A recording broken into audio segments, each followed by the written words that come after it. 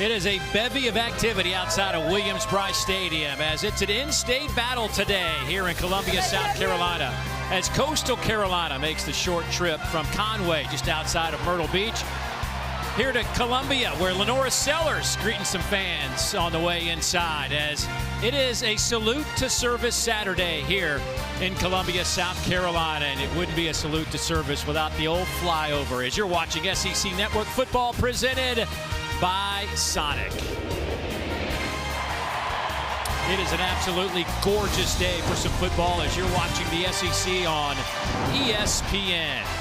And South Carolina trying to regroup after last Saturday. And a pleasant good afternoon, everybody. Dave Neal alongside former Texas running back Fozzie Whitaker. Morgan Uber is down on the sidelines. We will join her in a matter of moments. But we got to start with the black cloud that is hanging over this football program right now, and that was the defeat last week at Texas A&M. And obviously that's one of those things it's hard to put behind you. But as a player, put your helmet back on. Yep. How do you flush that and just kind of look ahead to the final two games of the regular season? Yeah, with such an emotional loss, the thing that you have to do is flush it as quickly as possible. That's get back on the field, correct the mistakes that you had, and then find a way for these last 2 weeks to be the best version of yourself. And that's the easiest way to get rid of that black cloud. Well, it certainly helps to have a quarterback like Lenora Sellers, somebody everybody looks to. And obviously, it hadn't been the same kind of year he had last year, but break down his season for us. Yeah, whenever he's on, he's able to throw the deep ball, the short ball. He is extremely accurate. And then where he really makes his hay is being able to create when there's nothing to create. He's able to get outside of the pocket, utilize his legs, and be great. And just like Team Rocket, for the defense, prepare for trouble on the double. That's what Brian Thomas and Dylan Stewart have provided for this defense. 19 TFL, 10.5 sacks. They have made a living and mainstay by staying in opposing offense's backfield, and that's where this South Carolina defense is so troublesome against opposing offenses. Well, obviously those two defensive ends have been just phenomenal. Dylan Stewart and Brian Thomas combined have really put together a marvelous season. Pick your poison when trying to defend those two guys. But certainly for this South Carolina team, they've just got to flush what happened last week and certainly think about how we're going to finish this season. For more on the Gamecocks and how Shane Beamer's thinking about things, let's go down to Morgan. Well, this is a young, battle-tested team that has, in fact, struggled to finish games. 6 one-score games going into the fourth quarter here this season. And Coach Beamer said, when you look at the whole body of work, we're not here celebrating moral victories or patting ourselves on the back by any means, but at the same time, we're not that far off. And he drew parallels reflecting on his father, Frank Beamer, when he was at Virginia Tech, the 1992 season they had when they went 2-8-1. And then the prominent run that came after that, 23 straight winning seasons, 7 conference titles. And Coach Beamer optimistic about the future here at South Carolina with the positive conversations going on inside the building, the culture, the foundation that he has created. But right now, the focus is on these next 8 days with this team maximizing these final 2 opportunities, guys. Thanks, Morgan. And the reality of it is that there is only 2 weeks left. There is no bowl game this year, and obviously it's something that you could tell talking to Coach Beamer yesterday how disappointing that bit of news is to have to go into December and not have something to prepare for. But on the flip side, it does give you an opportunity to maybe focus ahead and try to get a head start on what 2026 will look back. And as he said, man, it is close. It is really close. So we'll see how this all plays out. But you know they got this one, and then you got Clemson next week, and hopefully his team and will be ready to go. Tim Beck on the flip side. Hey, they're already going to a bowl game. 3rd year as the head coach at Coastal Carolina. He's got him in their 3rd straight bowl game, 5th overall. Certainly it has been a nice run for him. They just missed out on winning their 5th game in a row last week. They lost to Georgia Southern in a thriller. They had a 4-game win streak going. So Tim Beck's got this program certainly headed in the right direction, trying to pull off the upset here on the road. A short drive from Conway, South Carolina to Columbia. And just found out, like literally seconds ago, that Dylan Stewart is not dressed out today. No information on that. Talking to his defensive coordinator, Clayton White, down there on the sidelines. We'll see if we can't get more information on that from Morgan, but no Dylan Stewart today for South Carolina.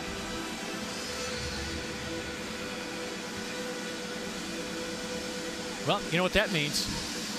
Somebody else gets an opportunity to shine today. Well, it's going to be your time, your opportunity. And Brian Thomas Jr. definitely has had his moments and fair share of opportunities this season. South Carolina won the coin toss and elected to receive the opening kickoff.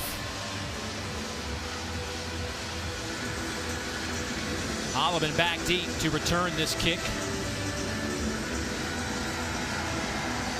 South Carolina in their all garnet uniforms. We were wondering about what the crowd would be like here at Williams-Brice after this stretch of games, and of course the disappointment last week, but fans are still filing into Williams-Brice Stadium. Going to be a nice day for some football. Got a sail through the end zone and out to the 25-yard line, and here comes Lenoris Sellers and this offense that has really struggled. Now, that first half last week, they looked like world beaters, but then kind of fell back into the same trap they have all season long. They're averaging just shy of 21 points a game.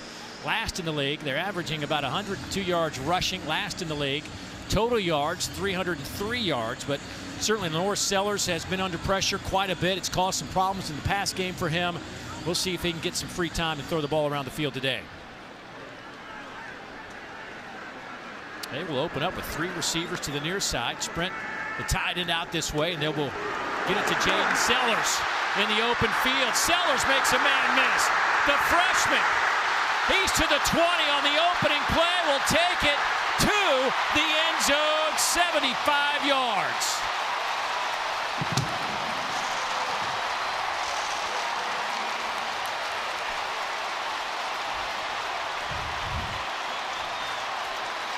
Well, you want to talk about starting fast. That's exactly what the Sellers to Sellers combination was able to execute there. Just like where they picked up in the first half against Texas A&M, they strike early with the brother-to-brother connection.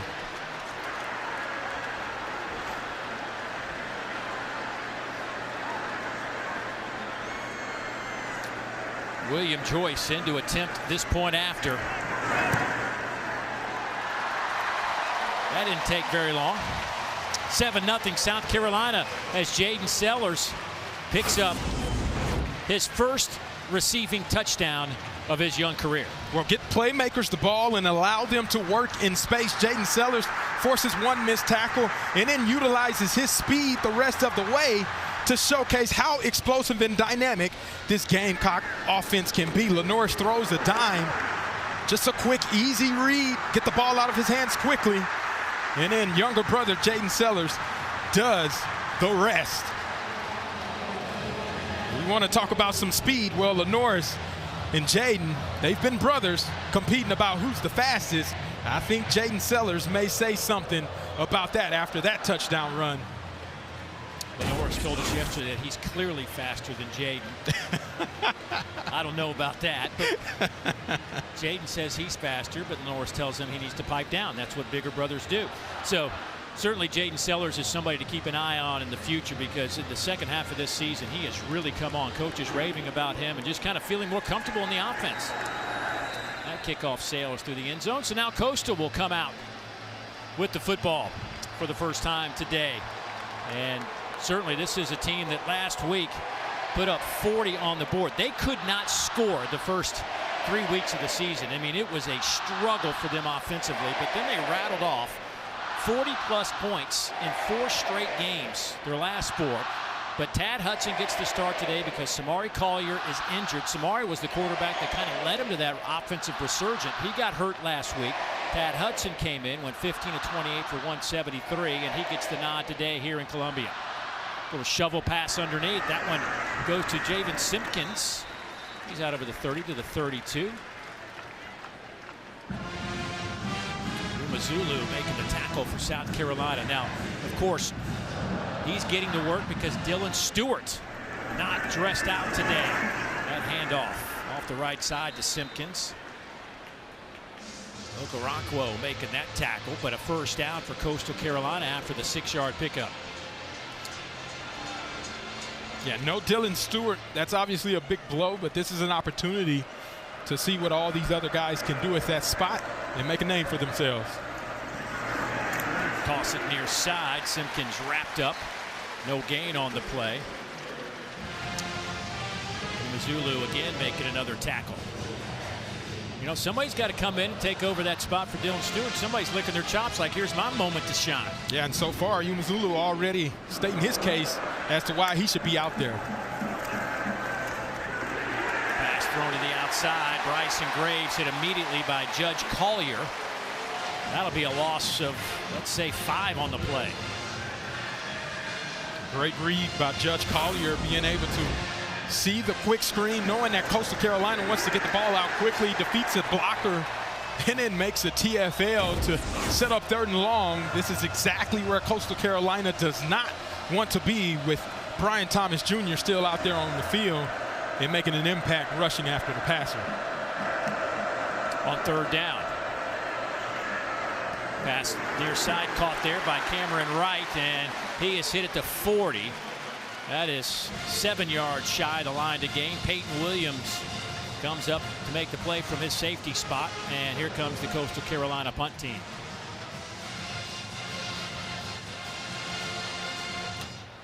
And this is always a moment where you don't want to go get your popcorn right now.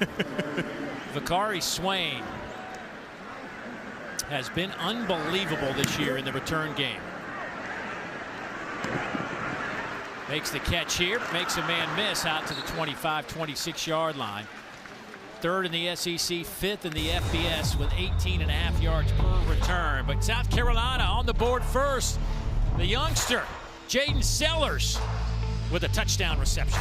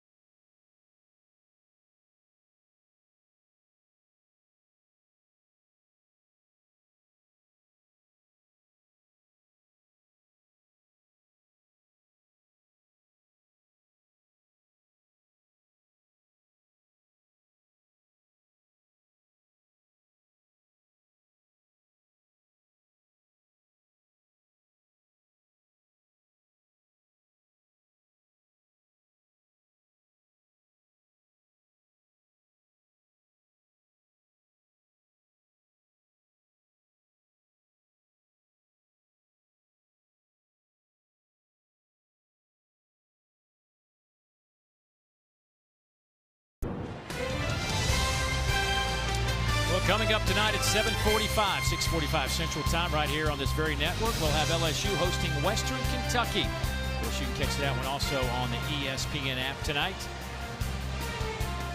7:45 Eastern. No Garrett Nussmeier tonight for the Tigers. South Carolina will get it to Matt Fuller on that. For an injury update, let's go down to Morgan. Well, a surprise to not see star defensive end Dylan Stewart out here. He went through warm-ups, and when he went in for treatment on his back, something that's nagged him all season long, they decided to hold him out for today. He was the last one out of the locker room, not in pads, so definitely a late scratch and surprising, guys. All right, well, thanks for that update. Yeah, it caught us by surprise. Saw him out there warming up before the game. Didn't think anything of it. Here's Sellers trying to buy a little time. Comes back near side. Lenoris breaks a tackle down the sideline and bumped out of bounds. Let's see where they spot him. They're going to spot him out of bounds back at the South Carolina 45-yard line, but that'll be good enough for a first down and a gain of 14. Yeah, and the offensive line does a great job of giving him time, and the tight end straining at the end. What Lenoris Sellers does so well is be able to create when the play has broken down, and you see that create ability. And he steps out of bounds, obviously, a little bit earlier, but does a great job of picking up the first down with his legs. There is a stoppage in play for a moment. The previous play on the sideline is under further review. Well, they have him out of bounds at the 45. I think that was the first time he got close to the sideline. So maybe the look is to see if he stayed in bounds.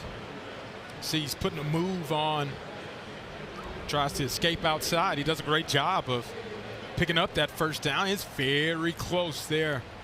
Well, it would have been that right foot. And again, that left heel there, but yeah, he may have gotten a few extra yards.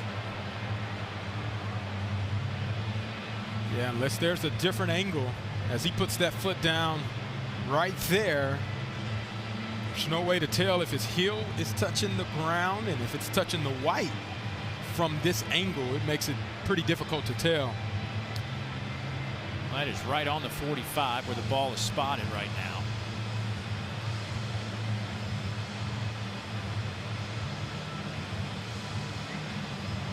Ooh.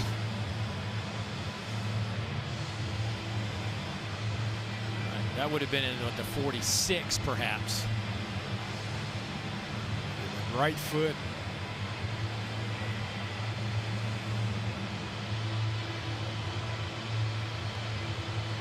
Yeah, it's right on the line. That looks like the player stepped out at the 44-yard line. It'll be 1st and 10 at that spot. So they're going to back it up to the 44-yard line. So he'll lose a yard. His rushing numbers this year not even close to what they were a year ago. He rushed for over 650 yards last year, but you got to factor in all those sacks. He's been just pummeled week in and week out in that pocket. Maybe standing there a little too long sometimes. But his rushing totals this year, just 186 yards on the ground. Hadn't had as many quarterback run plays as well. Get it to the outside. There is Sellers again. Breaks another tackle. Down the far sideline. Sellers inside the 20, and he'll be out of bounds at the 15-yard line. Jones finally tracks him down, but 41 more yards. Well, the brother-to-brother connection is alive and well. Jaden Sellers, extremely elusive with the ball in his hands. He gets another explosive play and showcases his dynamic playmaking ability as a true freshman, being able to state his case on why he should be on the field right now. Well, the secondary is going to be picked on quite a bit today for Coastal. They are missing 2 starters and their first backup corner, if you will. Jamarion Wayne, Dante Thomas, and Miles Muyoung not here for Coastal Carolina. Sellers trying to get the edge. Breaks a tackle to the 5. They're going to spot him down around the 1-yard line. Trey Brown finally got him to the turf, but a gain of 13 for Sellers. And tremendous effort by Lenoris Sellers. They try to use the quarterback draw to sync up and then get the pop pass by the tight end. And he just makes something happen, and he's clearly short of the end zone, but a great job keeping that play alive and turning nothing into something. 1st and goal from the 1.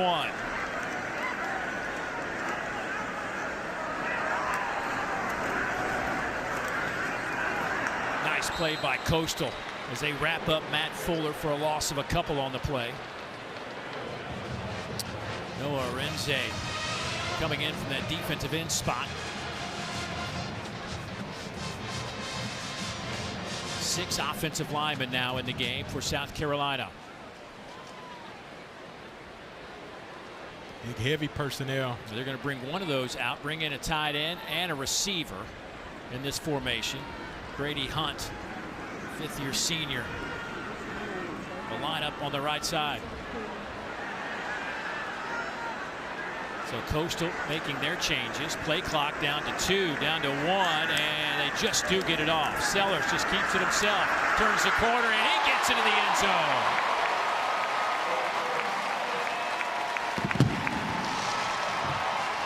A great block from Boaz Stanley, the center. Dave, what I'm starting to realize, if your last name is Sellers, you find a way into the end zone so far in this game. First, we saw Jaden do it with a quick pass, and now we see older brother Lenore's being able to utilize it with his legs. Going to go for 2 here. Brady Hunt lines up. South Carolina going for Dose. Brought to you by Dos Equis, and they snapped it to Maurice Brown, the second, and he gets denied a yard shy.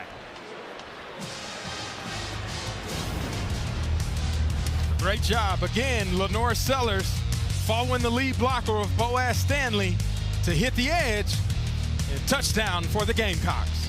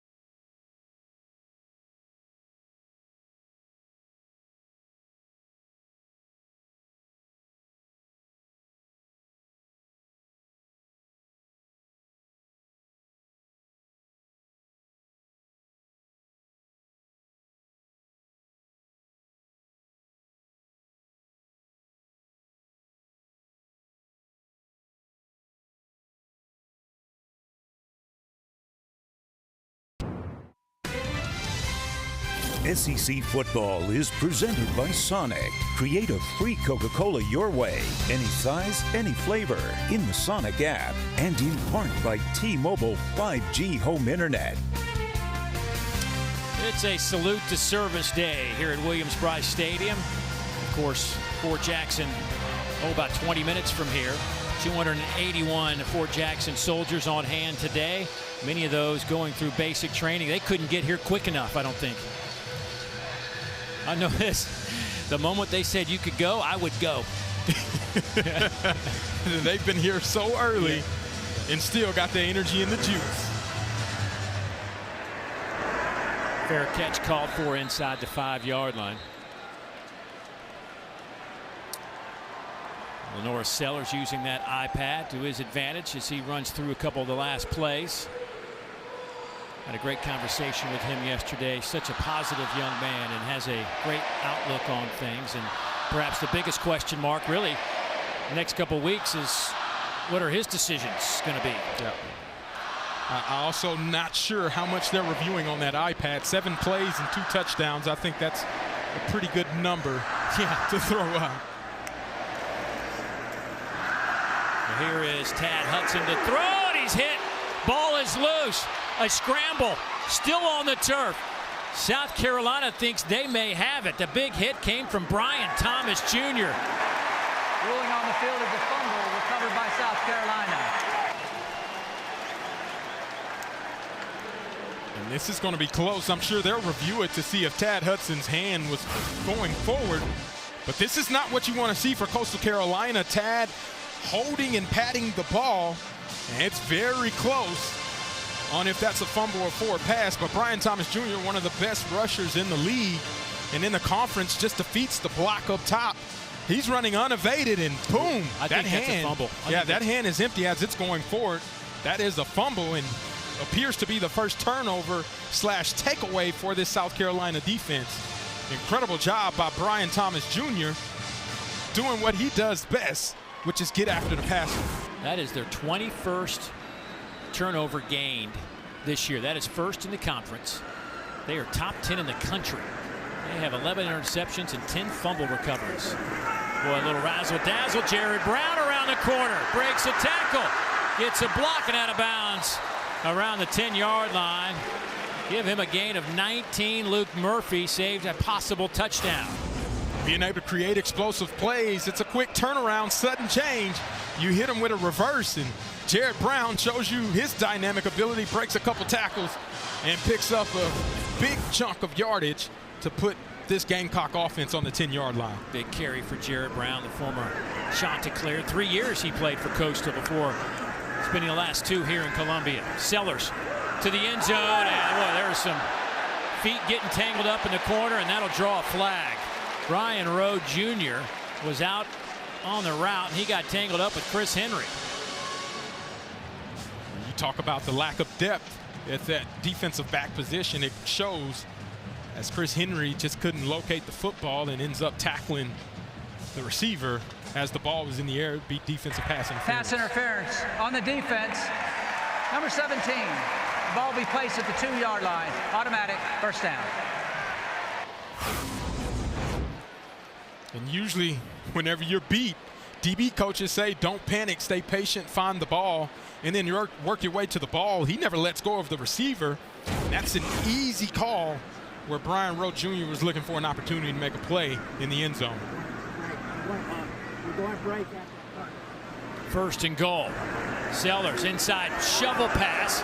Brady Hunt trying to pound his way into that end zone, and he'll be shy by about the length of a football.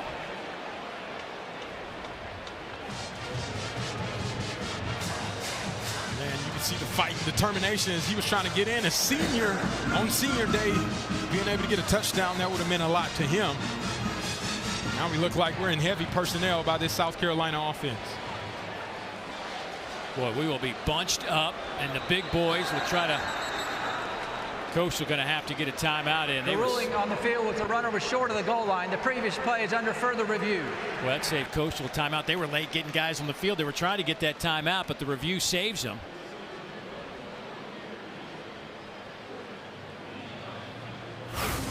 For the moment. Yeah, we'll take a closer look here. The shovel pass to Hunt. And Hunt does a great job in traffic securing the football, and that angle we can't really tell if he actually broke the plane, as Zamarian Gordon was able to provide that hit. And again, you see that contact happening, and I don't think there's any evidence to showcase that they can overturn this call. Based on those, we don't have any idea if he crossed the plane or not from those angles.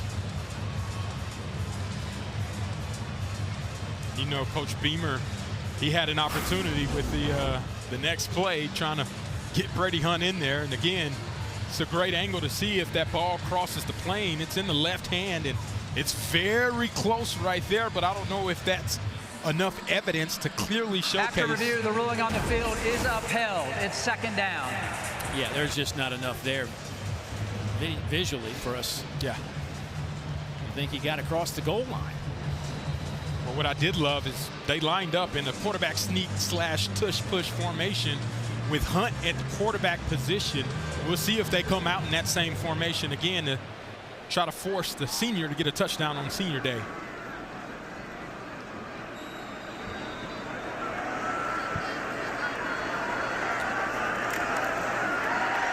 So Brady Hunt gets the ball and takes no time and powers his way into that Garnet end zone. And another touchdown for South Carolina.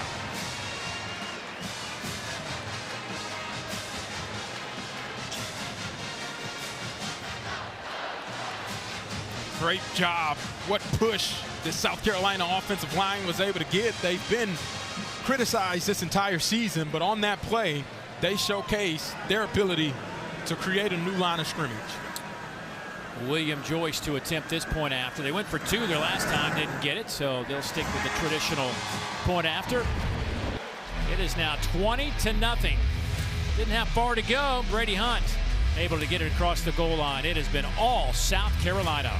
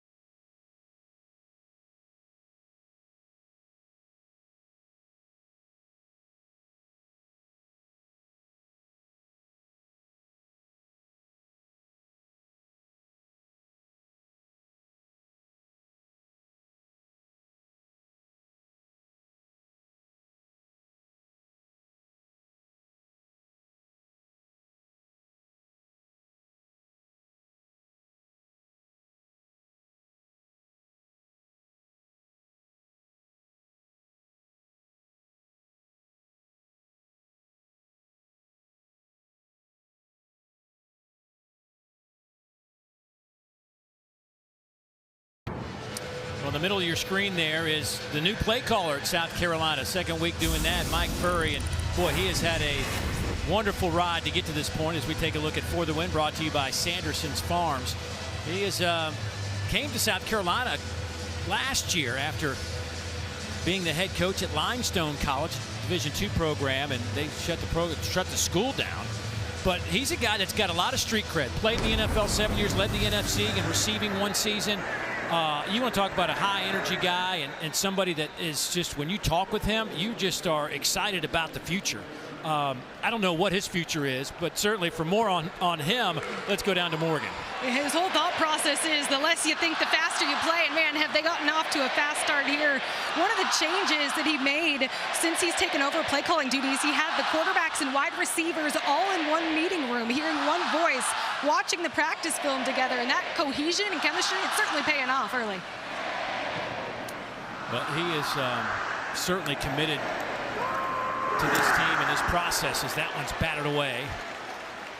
Trying to hit Brooks Johnson, the tight end, but you know, he's kind of opened things up. You saw it first half last week offensively for South Carolina, man. A lot of special type plays at work. Now, obviously, the second half became kind of a disaster. Just couldn't get out of their own way on a few critical downs. But it was a different look, and we've seen some big hitters already here in the first quarter for this South Carolina offense. Absolutely. Trying to set up the screen. It works. Simpkins, he'll get it out to the 30. Yeah, and you get some pressure. This is what Coastal Carolina wanted to do, is invite that pressure. Tad Hudson takes a shot, but you invite that aggressive rush to try to get that screen behind and set up third and manageable here as they expect to get pressured again on this play. 3rd and 5 now for the Shots.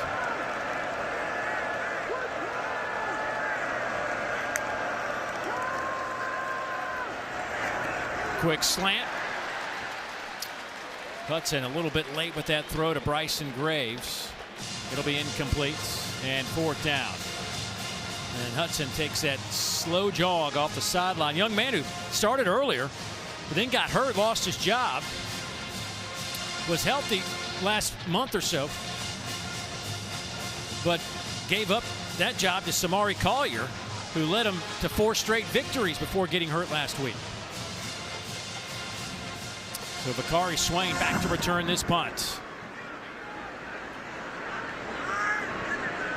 Oh, it takes a shot to clear, bounce inside the 5-yard line. That's where South Carolina will get it. Time to get an update. Let's get you to the studio and my man, Dari Noka.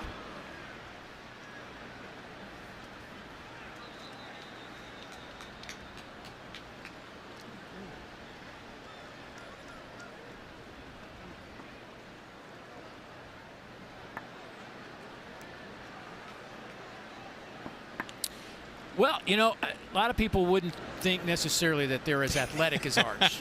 Just saying. Maybe not as fleet of feet. Good for Arch, doing some things that his uncles did not do. Rasul Faison will start this drive in the backfield. 7th-year running back gets the handoff out to the 7-yard line and stood up there. By the way, South Carolina's put up 20 points, and there's 6:20 to go here in the first quarter. It's the most points they've scored in the first quarter this season, and they came in averaging just 20.7 points per game. Now, last week they put up 17 against Texas A&M in the first quarter. Yeah, part of that is the Mike Furry kind of experience that they've been on, playing fast and not having to think so much. Here's a big hitter from Matt Fuller. He's out over the 25. Avion Jones brings him down, but a first down for South Carolina. They'll spot it at the 27-yard line. And you see the vision by the young redshirt freshman Fuller being able to showcase his ability. He's just one of those guys that needs touches, and he makes big plays happen as soon as he touches the ball. Keep it on the ground. Faison brought down by Gordon. Again, that secondary for Coastal hurt today. No Jamarion Wayne, no Dante Thomas, and their first guy in at corner, Miles Muyung, also not here today. Did not travel with the team.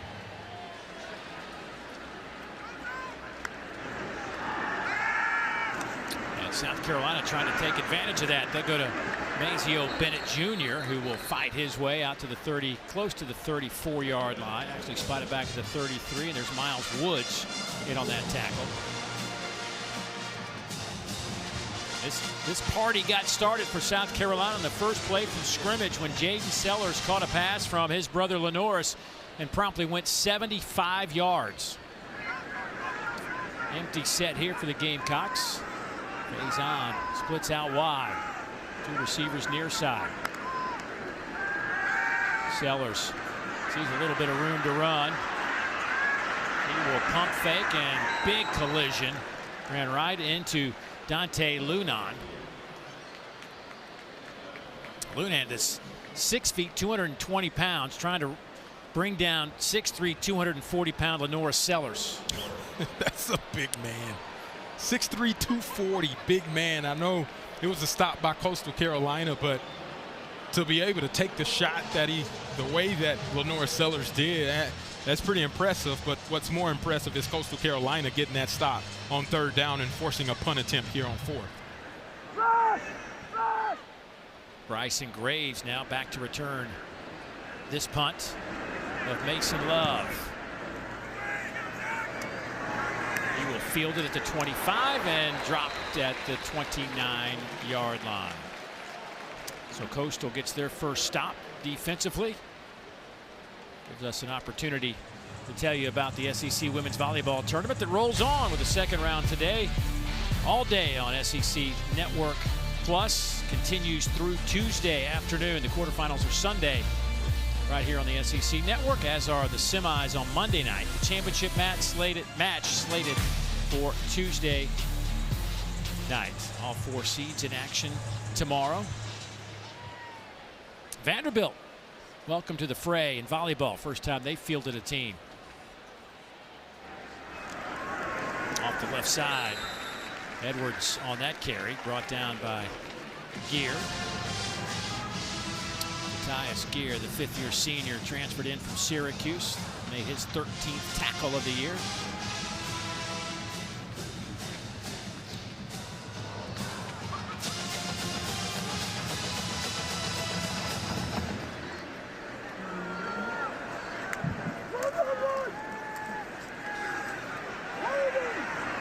Wide open. Zach Courtney, the tight end. He's out over the 45.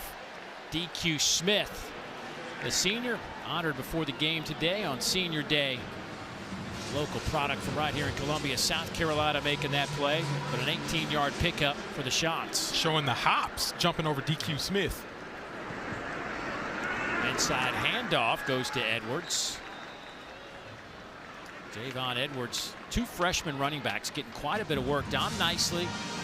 And Javon Edwards, 2 guys that have combined for almost 700 yards rushing in what has really been a 4-man running back room. Nicely, the other freshman getting work as he checks into the game.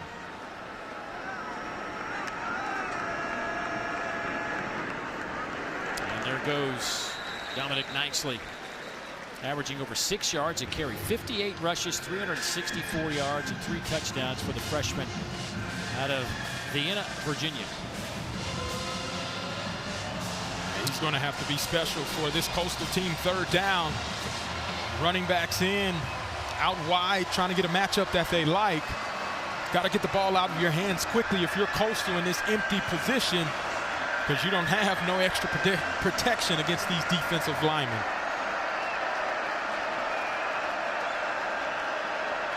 On 3rd and 4, trying to throw for it. And they'll have the first down, close to that 40-yard line.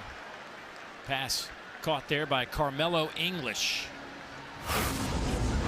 And you can see Tad Hudson finding that rhythm on a 3-step drop. Carmelo English finding that open spot, picking up the first down for Coastal.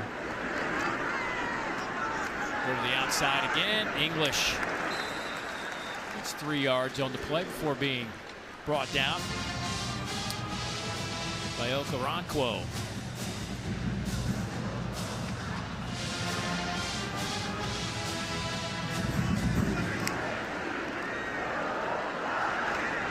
Nicely right into the thick of that defensive line.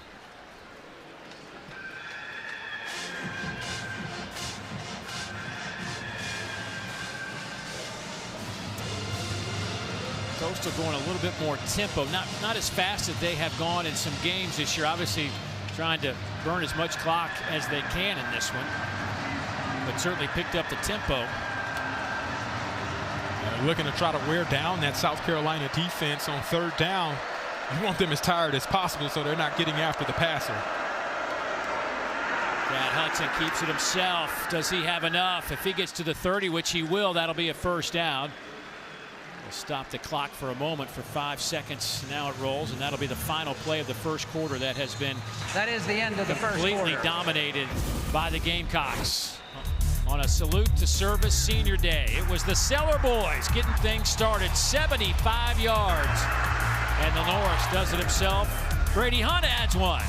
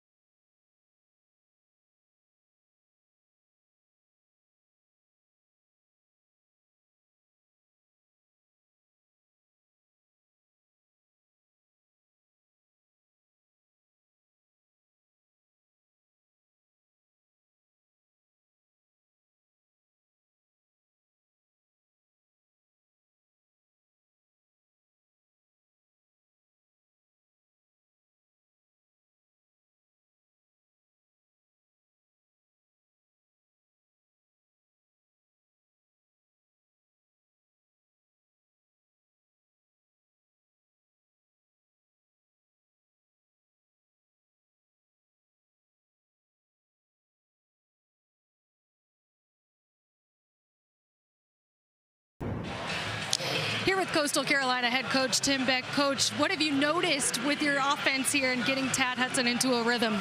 Yeah, we've had a little bit of success on this drive running the ball, right? And obviously we turned it over the series before, which we can't do. So we got a little bit of rhythm, and we just got to keep it going. How do you punch one in here? Yeah, we need to punch one in for sure. We just got to keep doing what we're doing right now. Thank you, Coach. Thank you. Handoff on first down goes to Edwards. Sean Murphy makes the tackle. Loss of 2 on the play. Boy, you want to talk about a wacky game last week against Georgia Southern. They had a couple of those, quote, special plays. A reverse pass for a touchdown, a little toss sweep, running back pass for a touchdown. Nothing special about that. They just worked to Zach Courtney. But what was Tim Beck was telling us that after they were successful on their 2 special plays, Georgia Southern ran the same exact plays and scored on those. Yes, it was one of the wackiest games I've ever seen in my life. Handoff goes to Edwards, who's trying to drive the pile, but only gets about a yard or 2.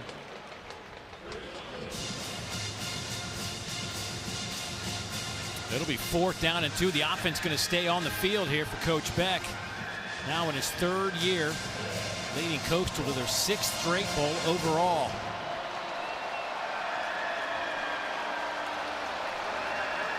Jalen John, the transfer from UMass, in the game at running back now.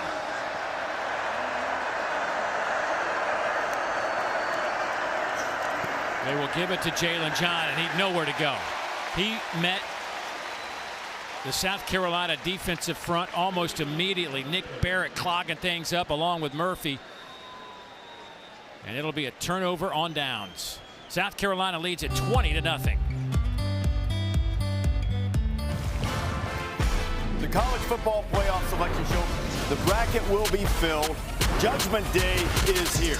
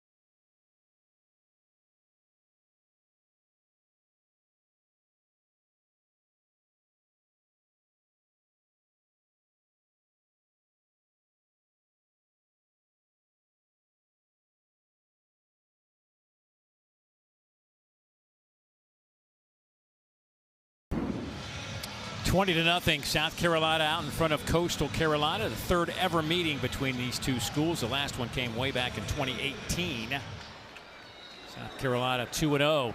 Looking to push it to 3-0 as they lead by 20. On first down, Sellers decides to throw it to his brother Jaden, and Jaden gets a couple of yards out of there. Boy, he didn't do his brother any favors, did he? Threw him out there. Figure it out. You go, I'm not going to get hit. You get hit. It's funny, though. Jaden still was able to break a few tackles, force people to miss, and pick up some positive yardage. Boy, Jaden was some kind of high school athlete. Running back, quarterback, wide receiver. Matter of fact, in the semifinals and finals of the state championship run, he had 9 total touchdowns in those last 2 games. Just an explosive player, and he's showing you some of that explosiveness here. The False last start. Offense, number 50. 5-yard penalty. It is second down. In the last month or so for South Carolina. Here is Sean Elliott, the new offensive line coach. He was coaching tight ends, but after some coaching changes in the middle of the year, he's taken over that O-line, which is where he kind of, that's his world. Where he gravitates. That is his world.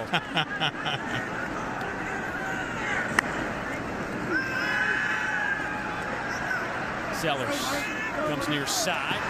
Donovan Murphy. We can hear that collision to the 25-yard line.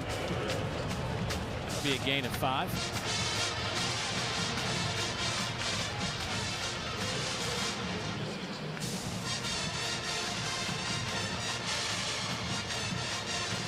Sellers so far in this game, 6 of 6, 129 yards, 1 touchdown.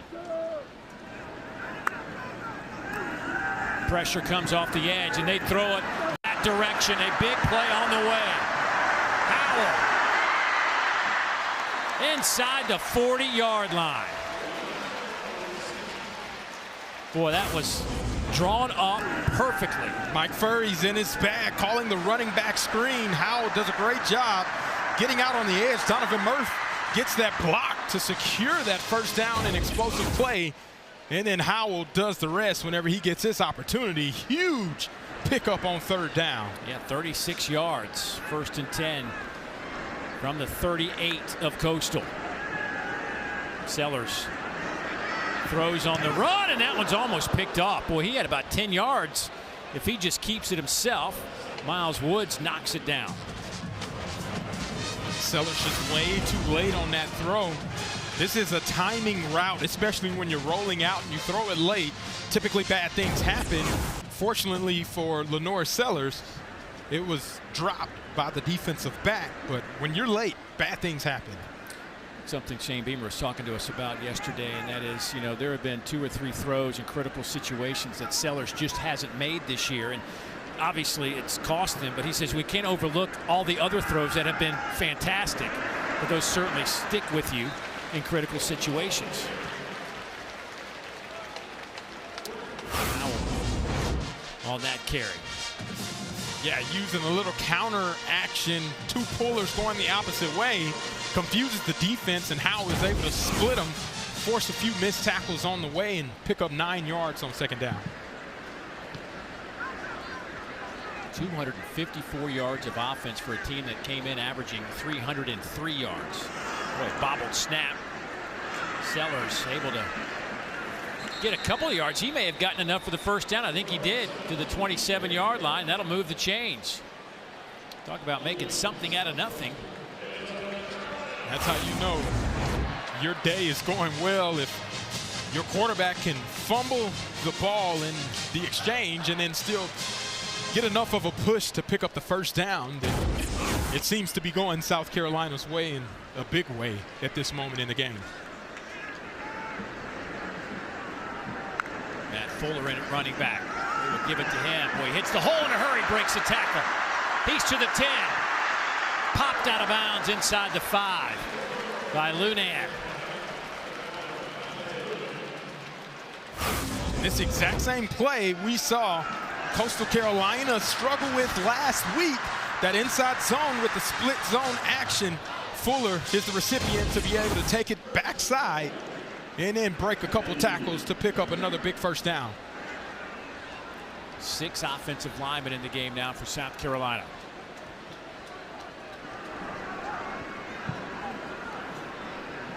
Your old big Mac Walters in there, that offensive line. Inside handoff, Coastal. Boy, won that battle up front. That'll be a loss of a yard, maybe 2. Tyler Moore slicing in from that defensive tackle spot. It's a great job by Tyler Moore, being able to win his one-on-one. His first step beat Boaz Stanley, the center for South Carolina. Really got big push to stop the runner in his tracks. Former Tennessee Volunteer now at Coastal Carolina. 2nd down and goal.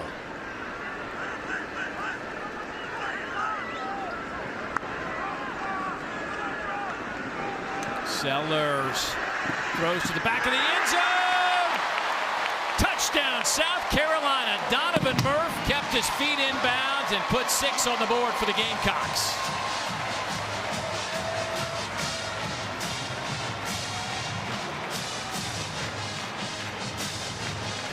Another young freshman being able to show up and make some plays. Touchdown reception for Donovan Murphy. We saw him on a big explosive run, getting dirty, securing the block. Now he's rewarded in the end zone with an impressive touchdown throw by Lenore Sellers.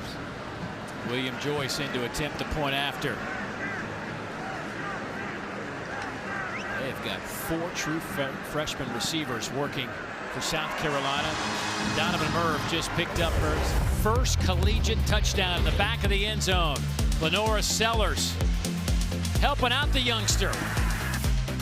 It's been all South Carolina.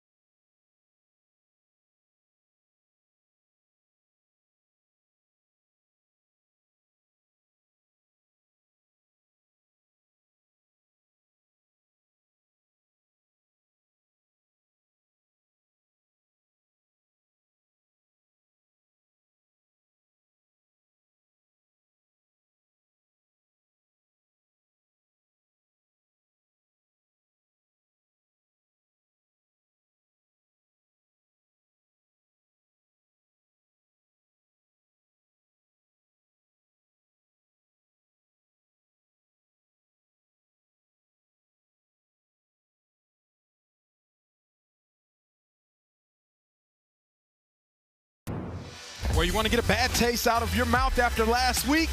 Well, how about what they have done today? Jaden Sellers showcasing his dynamic ability, breaking big explosive plays left and right from big brother Lenore Sellers. And then, oh, don't forget, just because he can throw it doesn't mean he can't run it. Lenore Sellers does it with his legs. Brady Hunt, the fifth-year senior on senior day, getting some action in as well. And then rolling out, Lenore keeps his eyes downfield. Donovan Murph able to get that reception. They've scored touchdowns on 4 out of their first 5 drives here in the first half so far. And just racking up some yards, too. They're up to 283. Sellers, 8 of 9, 168. Short kick taken at the 10 by Gilly. Took a shot, stayed on his feet out to the 30-yard line. And here comes this South Carolina defense that looked so good in the first half last week, but much like their offense, just couldn't get it done in the second half. DQ Smith's gotten it done for 4 years, man. He is a rarity in this sport. A guy that came here as a freshman, played right away, a 4-year senior that has been honored today at senior day. His final game will be next week against Clemson, but really, it's a testament to him and loving where he is. He's been outstanding, a staple for this defense. They're playing multiple positions as well, down in the box, down in the back. He's been versatile for this defense and the success they've had. At one point, thought he was going to be a quarterback, but they convinced him otherwise, and I think that's been a decision that's paid off as the flag is thrown back at the 32-yard line. That appears a face mask.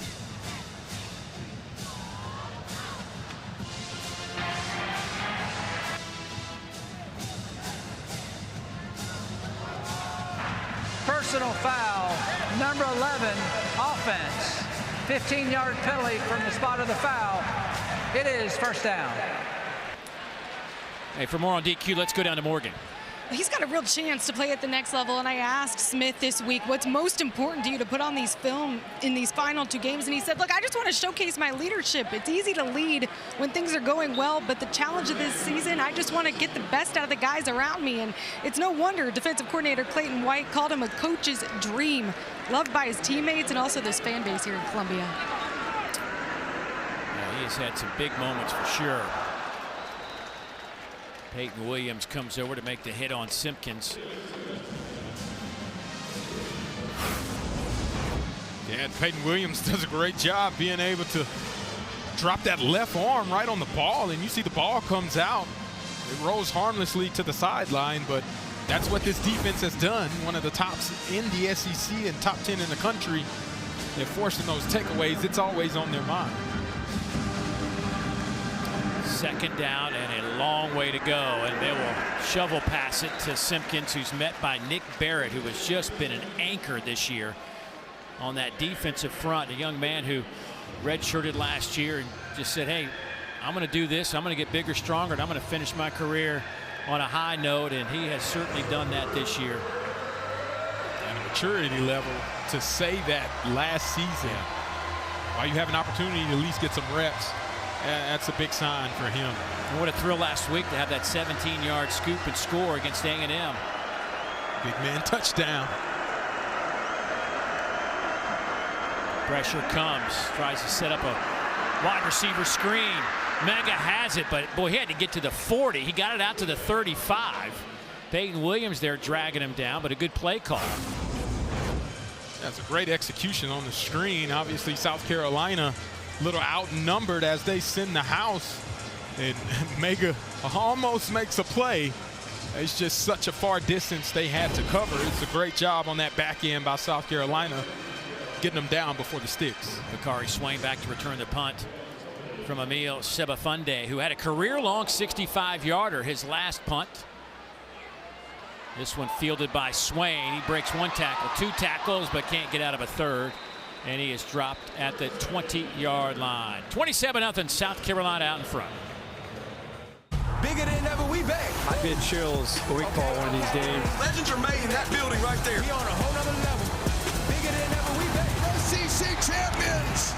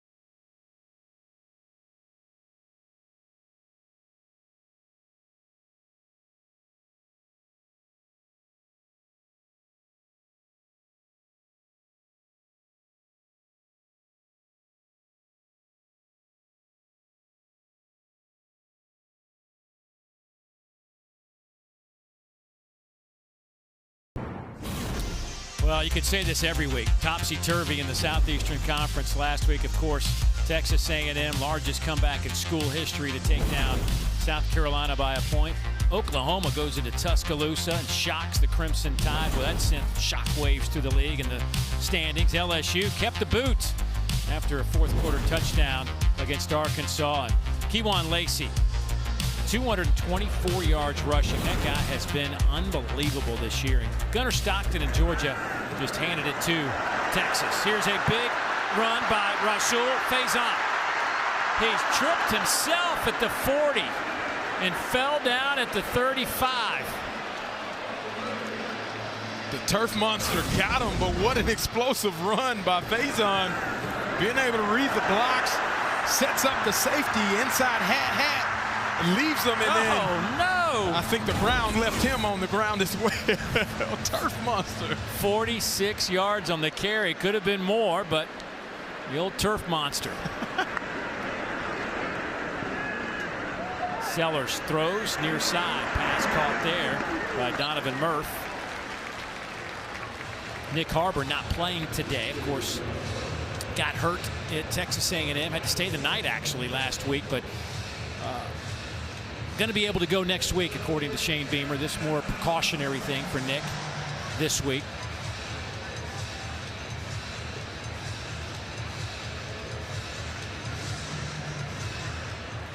Boy, back-to-back weeks now for the South Carolina offense with 300-plus yards in the first half. Sellers keeps it himself. Sellers to the 10, close to the 5 before he's finally pushed out of bounds by Miles Woods. Yeah, nobody was bringing Lenore Sellers down on that play. What a great job with the fake. Fools everybody on the defense, and then he just is a man amongst boys the way that he's playing right now, shaking defenders off left and right. First and goal now for South Carolina. 5.5 to play before intermission. Coastal has put together a 90-yard offensive performance. To the end zone and incomplete. Donovan Murph trying for his second touchdown reception today. Miles Woods back there in coverage. It's a beautiful throw right on the money where it needs to be in the breadbasket. But Woods does a great job being able to play all the way to the end. He rips that ball out of Murph's hands at the last second to force that incompletion, but the accuracy it was there by Lenore Sellers.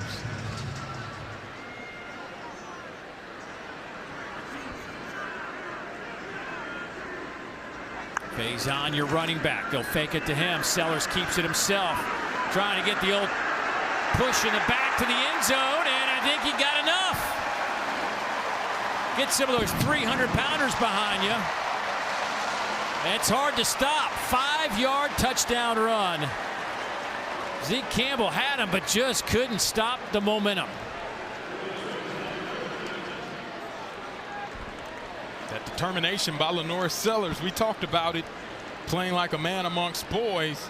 He showcases that drive as he forces his way into the end zone with the help of a few of his offensive linemen behind his back. William Joyce back on the field. Out of the hold of Mason Love. Point after is up and good. A 34-0 run by South Carolina that all started with the opening play. 75-yard touchdown catch from Jaden Sellers. Starting to see Mike Furry utilize Lenore Sellers' dual threat ability, and he stopped and hit at the 4-yard line, and you see the help by Faison and Thompson and the drive by Lenore Sellers. South Carolina, number 21 is now forces him into the end zone. Explosive plays. Had 6 last week, and you already look up in the first half today, they've already accumulated 6 explosive plays in the first half. Well, you know, you could sense it, like just having some of those razzle-dazzle type plays, trying to stretch the field. You could just sense, like talking to Lenore, as a player, you get excited about that when you go to practice those. Absolutely, and it creates a different type of element and environment for them to really feel good about themselves. The way they're playing, the confidence that they're exuding right now, that's the type of confidence we expected to see from this team all throughout the course of this season.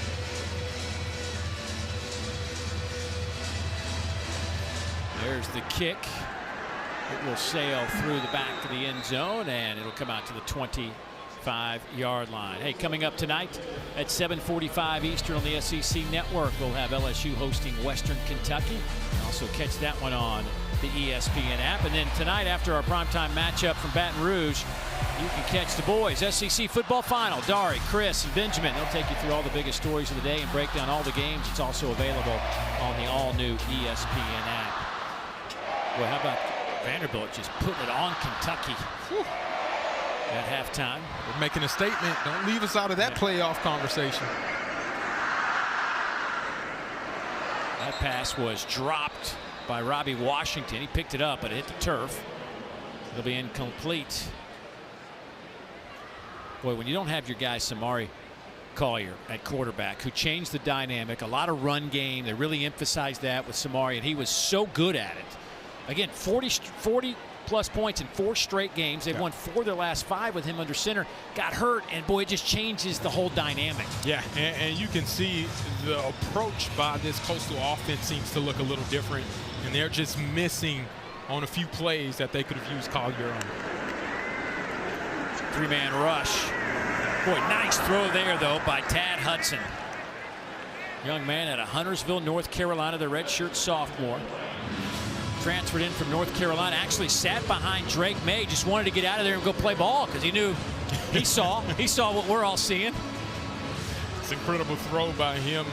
The defender Troy Pikes is bearing right down on him. He knows he's going to take a shot. Cover 2 beater, delivers it accurately. Throw again here, dump it off underneath. That one goes to Washington. Makes it at midfield. Pick up 4.5. You see the tempo that Coastal wants to utilize. Again, trying to tire out this South Carolina defense. Moving side to side. Obviously, the pocket being able to get rolled out one way or another. Try to catch this defense off guard.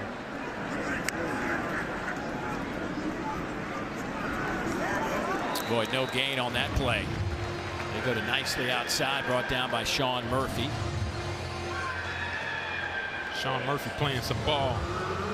He's been all over the field already, making his presence felt, stopping the run, and now getting involved in the passing game. That's what you want to see from your inside linebacker. 3rd down now. Expect South Carolina to heat up Tad Hudson and get the ball out quickly, or force him to hold it and get a sack opportunity with Brian Thomas Jr. on the edge. Coastal today, 2 out of 6 on 3rd downs. Looking at a 3rd and 5. Edwards in the backfield alongside Hudson. Pressure comes. He's hit as he throws, lofts it up, and almost a one-handed grab by Carmelo English. Instead, it goes incomplete, and it's 4th down and 5 from midfield. And let's see what Tim Beck wants to do here. Yeah, Tad Hudson delivers a phenomenal ball, just a little too far off the fingertips of Carmelo English. He wasn't able to adjust to it, and if he gets that other hand up, possibly a conversion, but that's a missed opportunity at midfield that Coastal Carolina could have utilized to try to create some momentum going into halftime.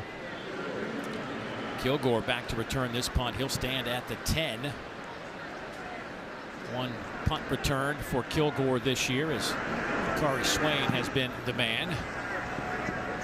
End over end kick, fair catch called for inside the 10 at the 8-yard line. So South Carolina will have all 3 of their timeouts and 3:21 on the clock, plus the 2-minute timeout, as they lead at 34-0. Lenore Sellers having a fantastic game. Let's go down to Morgan. Yeah, guys, Lenore's came off the field smiling ear to ear, even watching the film back. A lot going right for this offense. And when we talked to Coach Burry yesterday, he said what he was most impressed by with Sellers, with his expectations, his gifts and stature, he still wants to be taught and corrected and wants to be held accountable. The drills in practice, he's competing harder than anyone else, and he's going to be the future face of an NFL organization, and it's our job to help him be prepared for all that comes with that, but is certainly a great leader for this team right now. He will throw it here on 1st down, and that's through the hands of Howell, or excuse me, Brian Rowe. You know, I'm surprised he wasn't angry at me when we walked in the room after this summer before the season started. We were playing golf just randomly, the same golf course down at Kiowa Island, South Carolina, a couple hours from here. And me and my boys, we were in a hurry and we played right through them.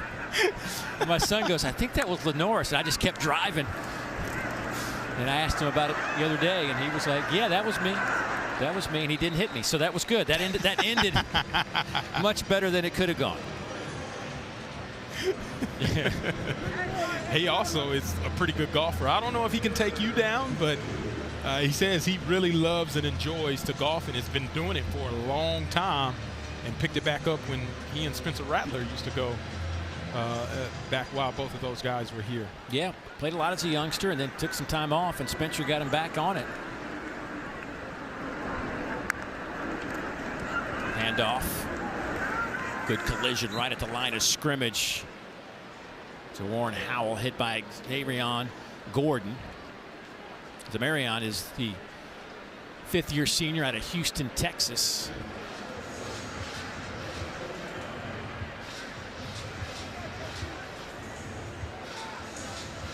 It'll be 4th and a yard, and South Carolina going to punt it away. They'll go get Mason Love to do that, who is the top freshman punter in the FBS this year, averaging over 45 yards per punt. Had a career-long 61-yarder last week.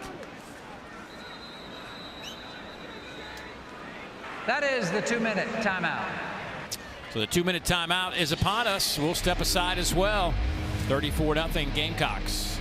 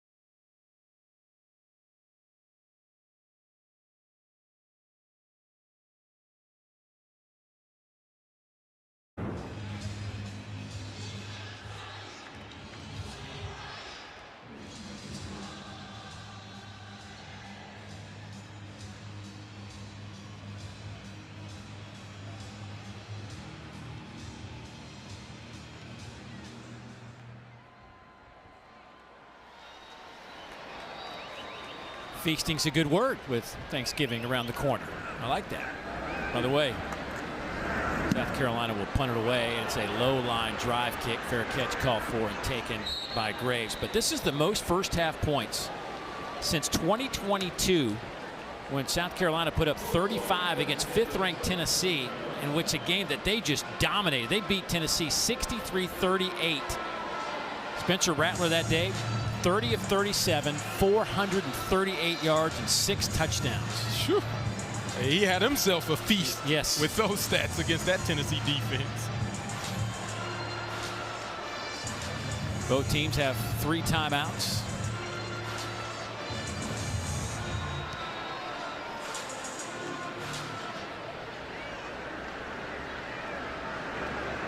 Four-man front.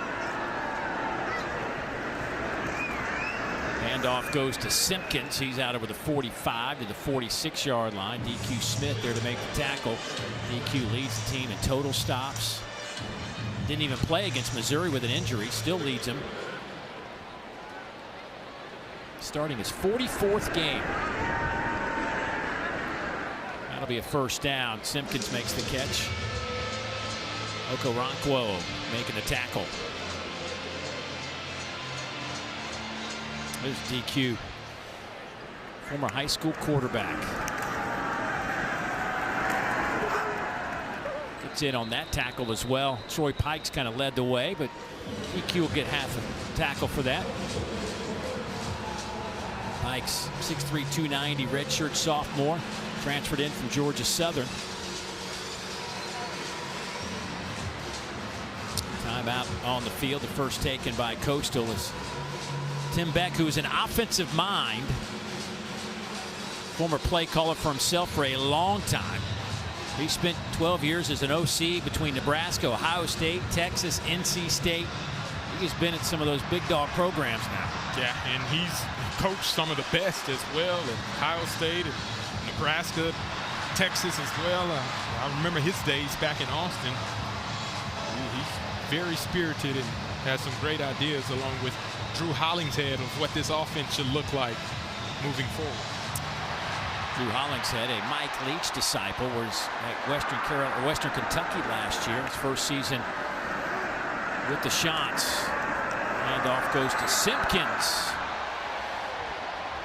Another stop for Okoronkwo. Boy, that linebacking core of Okoronkwo, Fred Johnson, Sean Murphy, that triumvirate of backers have been really solid. Stellar all season long. First down for Coastal. DQ Smith having to make the stop on the back end.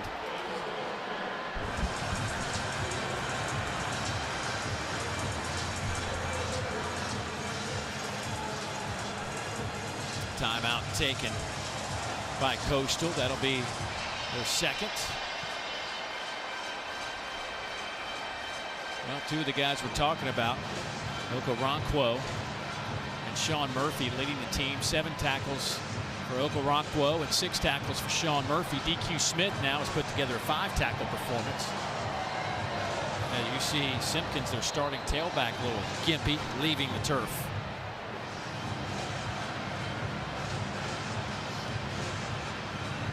Okoronkwo, or J.O., as he's called amongst his teammates, the combination and speed that he and Murphy possess, that's what you want to see from SEC linebackers, covering so much ground and making their presence felt once they get to the ball. Coming off a season-high 9 stops against Texas A&M. Javon Edwards in at running back on a first down and 10 for the Shots. Looks like a little double pass. Bryson Graves lost the football. It's on the turf. He recovers it back at midfield. Brian Thomas almost had it. Disaster for Coastal. Yeah, and Bryson Graves trying to do the right thing as the trick play is set up for a double pass. He doesn't like the look. He tries to tuck it and inadvertently actually loses possession of it. And luckily for his sake, he was able to get back on the ball, but not before a big loss, which puts them in a tough situation trying to get points before halftime. A loss of 15. Timeout taken by South Carolina as the ball is spotted right at midfield. They hit on a couple of those plays last week against Georgia Southern.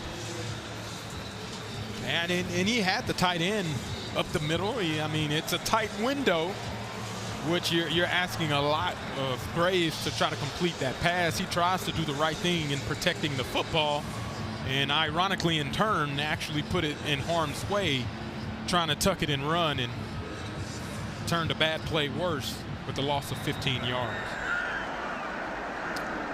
So second down, 25. Dom nicely in at running back.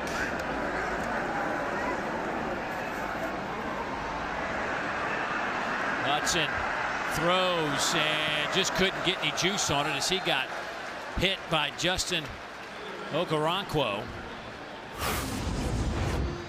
It's a great job of stepping up inside, trying to escape the defenders, and he tries to get rid of it, but obviously all his momentum is facing the left, and he's not able to get his feet under him to get the ball there accurately, and it's now 3rd and long. Never what you want to see against this South Carolina defense. 39 seconds to go before halftime. 4-man rush. Dump it underneath. A long way to go and a short time to get there, as the great Jerry Reed once wrote in a song. Fred Johnson making that stop. You really want, from a time perspective, to actually stay in bounds on that play to force South Carolina to use another timeout rather than stopping the clock. And if they don't pick this up, or if they punt it, gives more time for South Carolina to try to get some points on the board before halftime. Oh, but that song was in Smokey and the Bandit. There you go. Burt Reynolds. Yeah. Field, oh, yeah. I would sing it for you, but I think that's not in my best interest right now. There was a time in my life where I would sing that late at night. Not anymore. Not anymore. Not anymore. Shut that part of my life down. We just got to revitalize it. Yeah.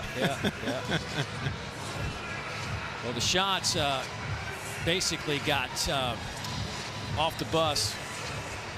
Got a wake-up call on the first play from scrimmage today.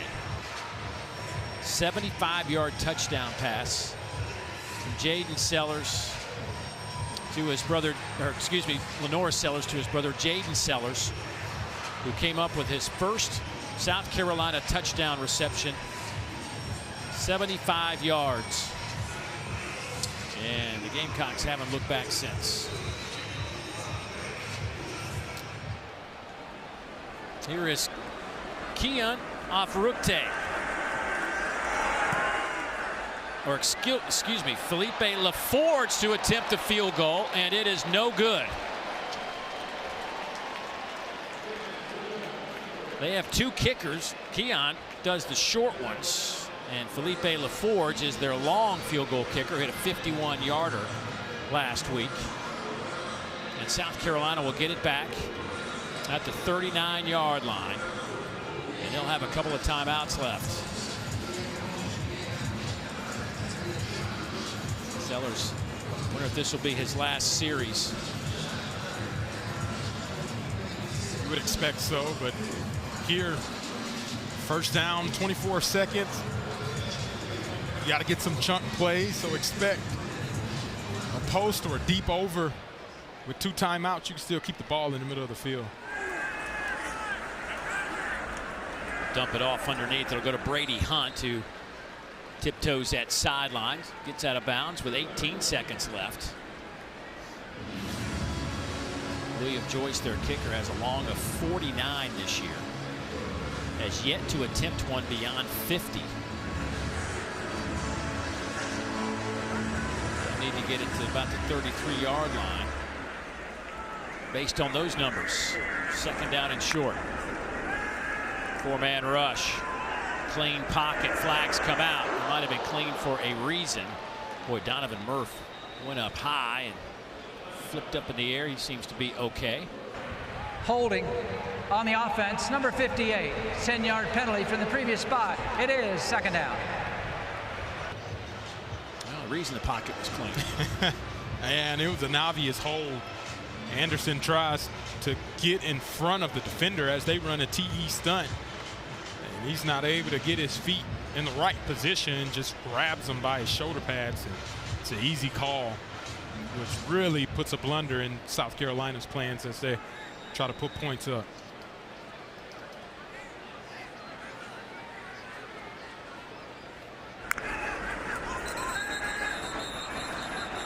Some movement by South Carolina. I think a couple of guys on the outside jumped the gun.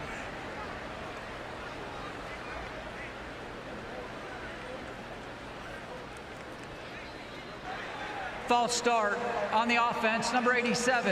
It's a 5-yard penalty. It is second down. That's what you don't want to see after having such a prolific first half. Similar in fashion that we saw a week ago, is the things start piling up and things go against you because you're not focused and locked in and executing at the same level that you did earlier.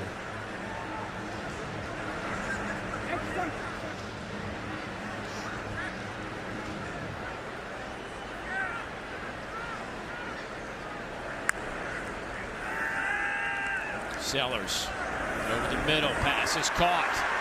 There goes Murph again, breaks a couple of tackles, still on his feet inside the 30, down to the 28. Now you're in field goal range with 3 seconds. South Carolina Second charge timeout, South Carolina. 30-second timeout.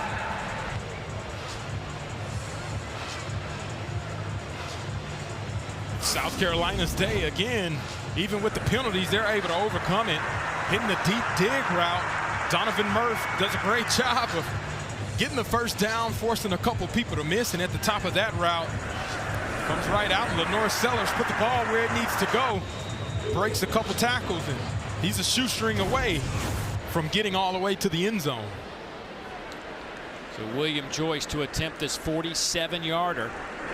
3 of 3 last week. This kick is on the way, and it looks pretty doggone good, and it is.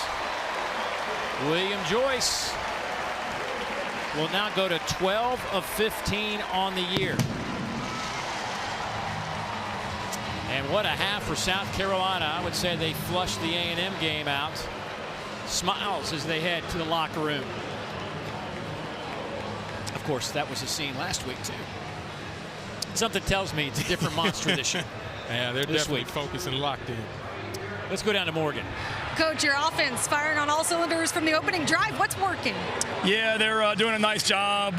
Really proud of the whole team.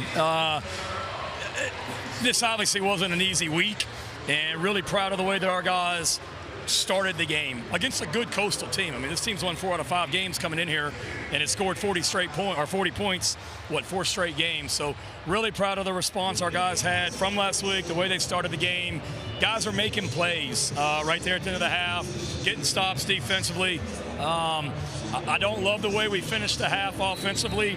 The last 2 possessions outside of that long pass, we looked like crap outside of that last play, but really like the first 30 minutes. Thank you, Coach. You're welcome. Thank you. Hey, 419 yards of offense. Remember, they came in averaging 300 a game. They lead it big, 37-0.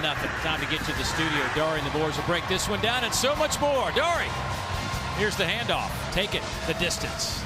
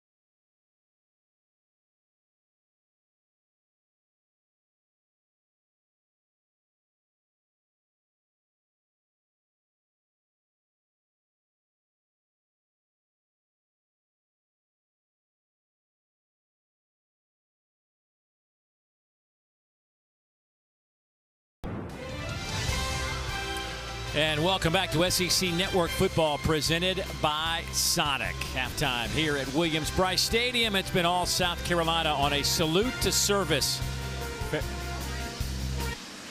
And a salute to the birthday boy. Yeah. There was no way we will let you celebrate your day today without getting you some cake, some ice cream, and all of the people around here that love and appreciate you for what you do. Thanks. And another year around the globe. How about that? Well, I tried to keep it down, and obviously somebody found out about it, but here we are, man. But it's been great. It's been great. I'm blessed to do what I do and be around the people I'm around. So that's all I can say, and it's been a great day.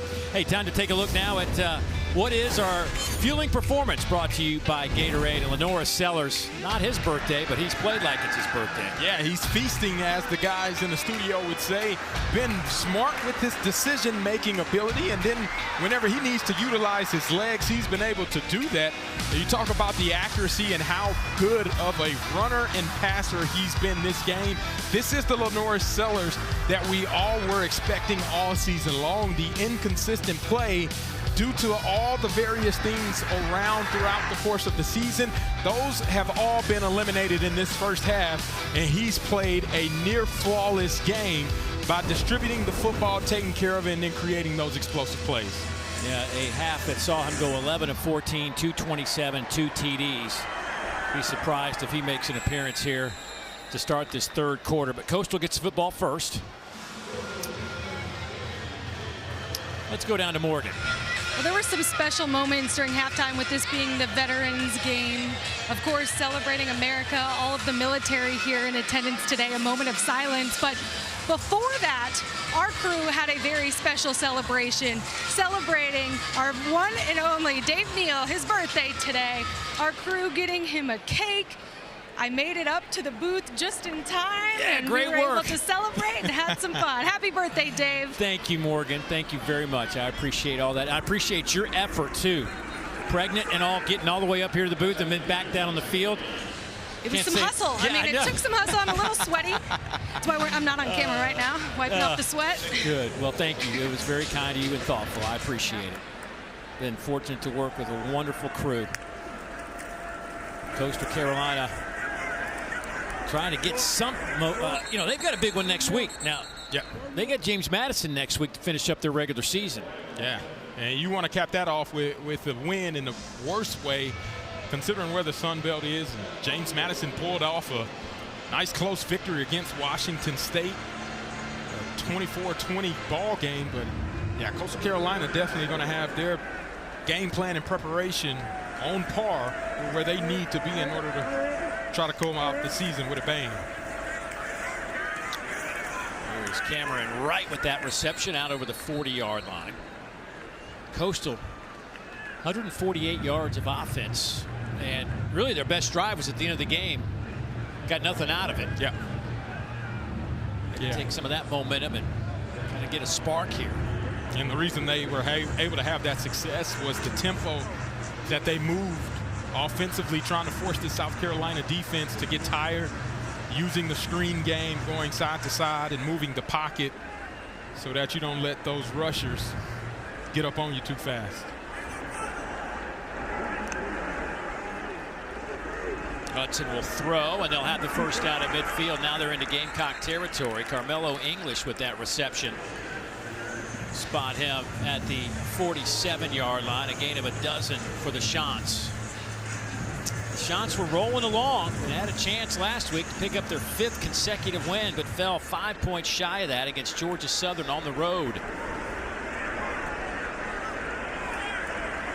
English again. DQ Smith making the tackle. This team put together 482 yards of offense versus Georgia Southern. It's their most since last season. Today, a little different story against this South Carolina bunch. This defense has, for the most part, been a pretty solid group for Clayton White. Of course, they've had a couple of moments last week in particular. Just couldn't get off the field. There were a couple of opportunities in that second half. If they just, 4th down. Yeah. I mean, just 4th and 12, Adam. big.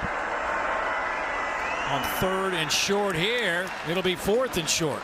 Simpkins had nowhere to go. Brian Thomas came darting in from his end position. You can see Brian Thomas Jr. He's not worried about the quarterback keeping it, rushing straight to the ball carrier, getting him down, stopping his momentum.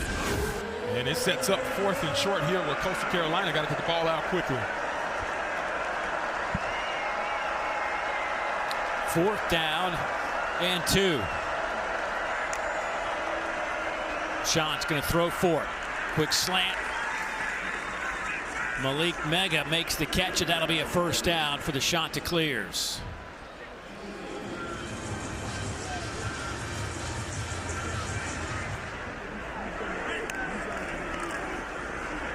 Hudson high throw, looking for Washington, incomplete. Tad Hudson, one of the issues for Tad this year, one of the reasons it's hard for him to get back on the field, had the propensity to turn it over. Yeah. And even on that last play, you pick up the 4th down, you go fast with the tempo, and then you have an incomplete pass due to an inaccurate throw thrown over the running back's head and high velocity. It kills your momentum as you try to pick up some yardage and sustain a drive here late in this first attempt. Boy, Graves running all over the field in motion, spins back around, ends up getting the football and gets out of bounds at the 31-yard line. Peyton Williams pushes him out of bounds.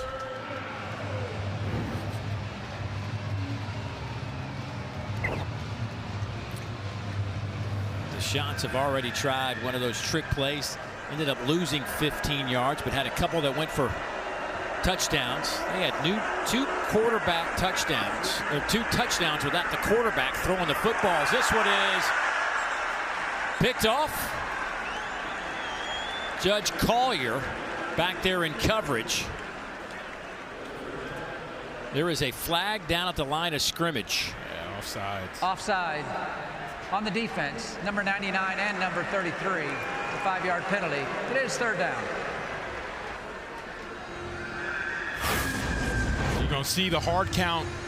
It gets both those interior defensive linemen who are closest to the ball. That's one Clayton White is probably upset about. You should be watching the football on that play, and now it's great yardage that Coastal was able to pick up and make it 3rd and short. 11th play of this drive. They'll go inside handoff on a 3rd and 3. They give it to Edwards, and he's going to be close. Sean Murphy, Brian Thomas there for South Carolina, but they're going to give him the 1st down by a few inches, and the chains will move. Boy, best drive of the game right here for the Shots. Yeah, using tempo to their advantage and then being able to keep them guessing run and pass, and then being really good on the 3-step drops, the quick game. This is what they were trying to do all game long. Flag down in the backfield. Hudson throws, passes caught, but they're going to say it is a catch, but there is a flag in the backfield. Bryson Graves with a heck of a grab on that sideline. They'll have it spotted at the 4. Holding on the offense, number 61. 10-yard penalty. It is 1st down. Julius Tate, a redshirt freshman out of Greenville, South Carolina, went to Greenville High School.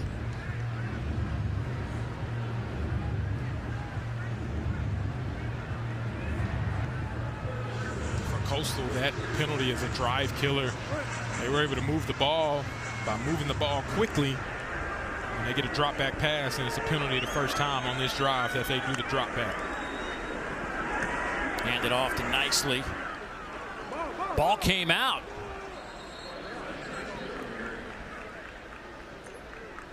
I think Coastal came on and grabbed that football. Sean Murphy was there for South Carolina, but freshman Dom Nicely, I believe his elbow was already down, but that contact, Umazulu, I think was what knocked it loose right at the end of that run. 2nd down and 15. 5 receiver set, 3 to the near side. Hudson looking that way now over the middle and has a man. It's Robbie Washington. Boy, if he doesn't stumble, he might have enough to get the first down. Instead, it'll be 3rd down and about 3.5. Timeout for an injured offensive player. Great job on the dig route. Being able to snag it and lost his footing. There's something with the turf. We'll take the timeout. A couple of injured shots on that last play.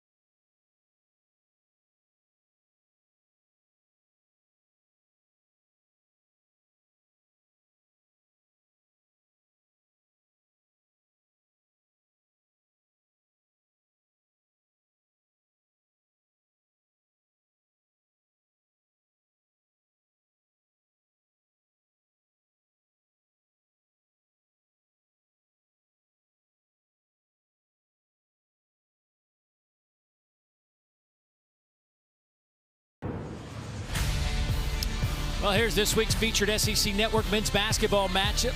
Denzel Aberdeen, Otega Oweh, 12th ranked Kentucky hosts Tennessee Tech Wednesday night from Rupp Arena. Coverage begins at 7 o'clock Eastern Time, 6 Central. You can watch it on the all-new ESPN app. Cats got back into winning ways after a disappointing midweek game.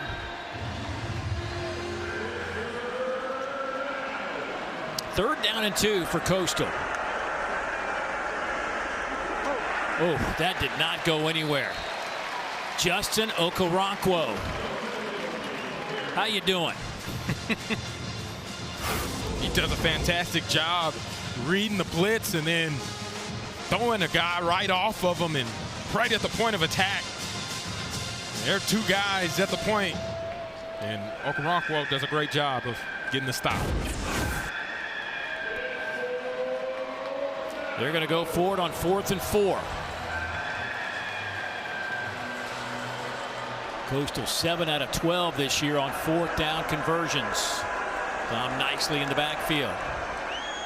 Hudson throws, passes batted away. Hudson got hit immediately, barely had time to get that throw away.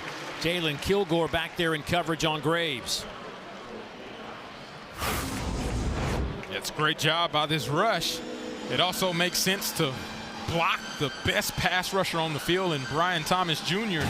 Tad Hudson doesn't even have a chance and misfires a throw a little too high for his receiver, and it's a stop for South Carolina on that first drive to open up the second half.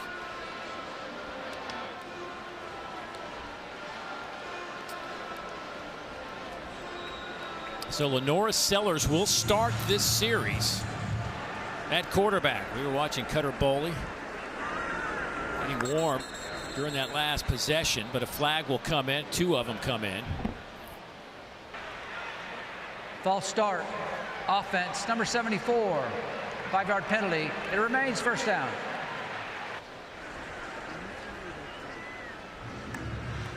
When you're 6'7", 300 pounds, and you move a little early, it's I think people see you. Yeah. Zane Beamer at halftime telling Morgan he was very pleased with the energy and effort by his guys to start this game. Obviously, it had to be a concern after last week, but guys came ready to play. Howell ready to go here, and he's out over the 35.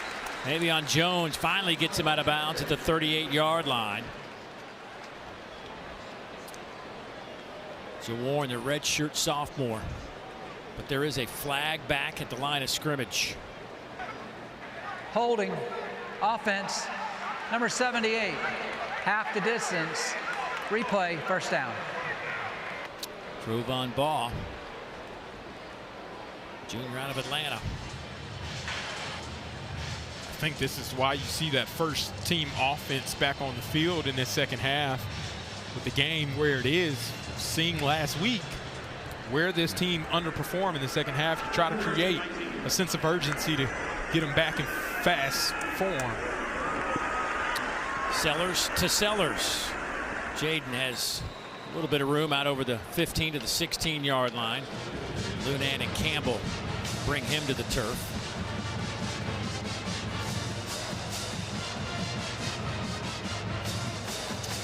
Jaden Sellers losing a shoe.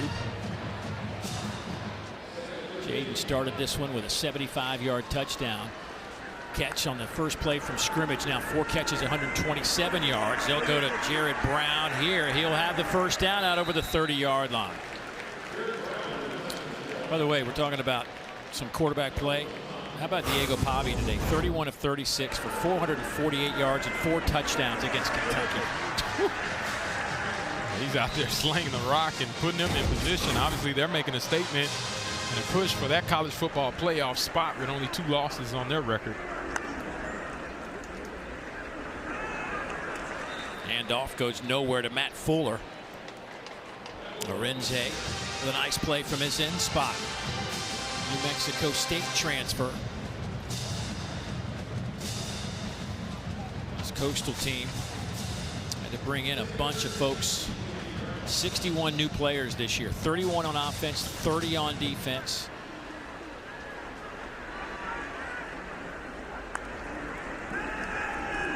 Bringing some pressure. Sellers will dump it off to Brady Hunt, and Hunt is flipped out of bounds. Hunt came in with 17 catches to lead that tight end room for 146 yards. For a guy that only had 2 catches for 22 yards last year, he's become a big part of this offense.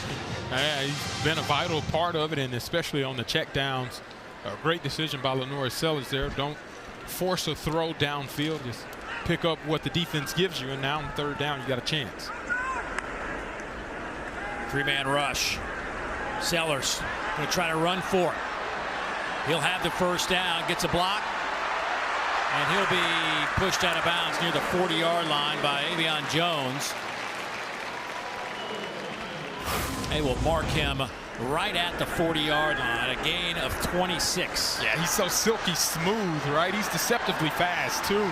A lot of people know he can run, but it doesn't look like he's moving very fast. And he gets an open field. Nobody's catching him, and he just eats up yards like Pac-Man in a video game. First down and 10. Straight handoff. Matt Fuller. Pick up a yard and a half. McDowell there to meet him in the hole.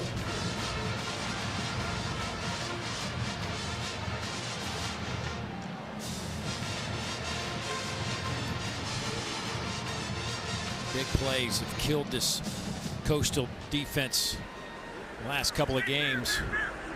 Well, the numbers bear that out last week against Georgia Southern. Another inside handoff, and here's a big play for South Carolina. Down to the 20-yard line goes Matt Fuller. Marion Gordon brings him down. And again, we see the split zone action. Tight end Hunt does a great job of sealing the backside. Fuller sees the hole and explodes through. Picks up a big chunk play for a first down. Last week versus Georgia Southern, Coastal 68 snaps, 281 yards. 7 other snaps, 376 yards allowed. Whew. South Carolina's hit him for some big ones today. They'll swing it out to Brian Rowe, and Coastal does a nice job stretching that one out.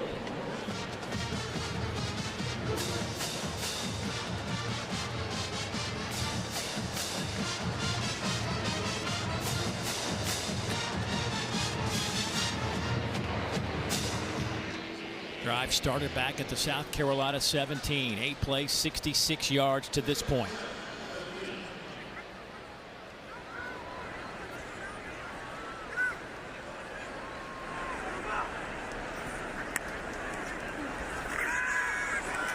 They'll pitch it to Brian Rowe. Oh, and he is walloped at the 17-yard line. Coastal not fooled by some of that eye candy. Miles Woods there to make the hit. You can see trying to create their own explosive play. Listen in to this hit. Woods laying the wood right there on Brian Rowe.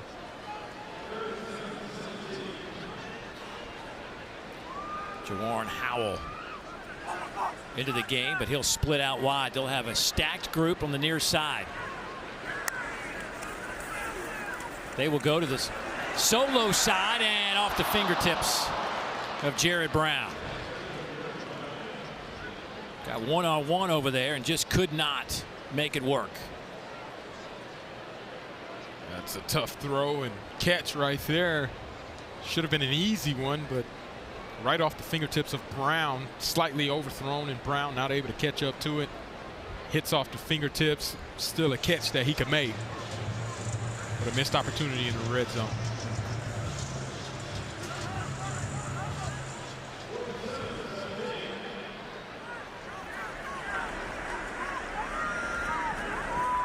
Fourth down and 7. They'll swing it to the back. Howell turns the corner, stretching for the goal line. Touchdown, South Carolina. 18 yards.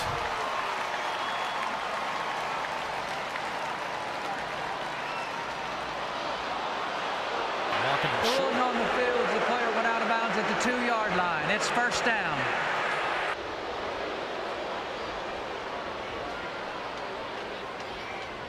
Let's take a look from the pylon cam perspective to see if he was able to keep that foot in bounds.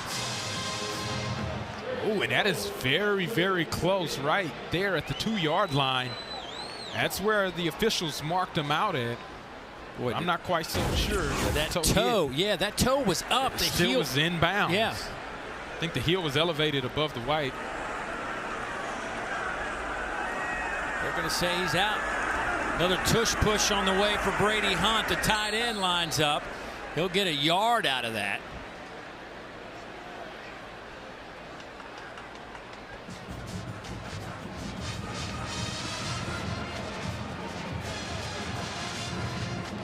It's a long way for a quarterback sneak, but obviously South Carolina saw something they liked and tried to utilize it again.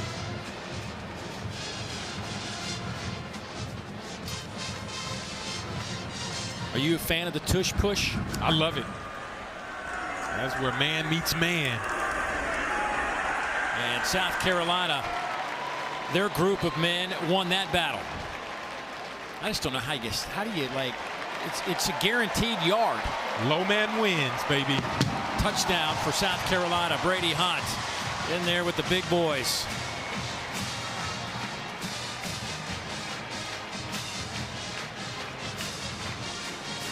Brady Hunt came in with 0 rushing attempts as well, and now he got 3, and 2 of them have gone for touchdowns in this football game on Senior Day. 1:44 to go here in the third quarter. A 6.5-minute drive. that went 83 yards, 13 plays. And William Joyce caps it off at the point after. It is now 44-0. Gamecocks rolling 510 yards of offense.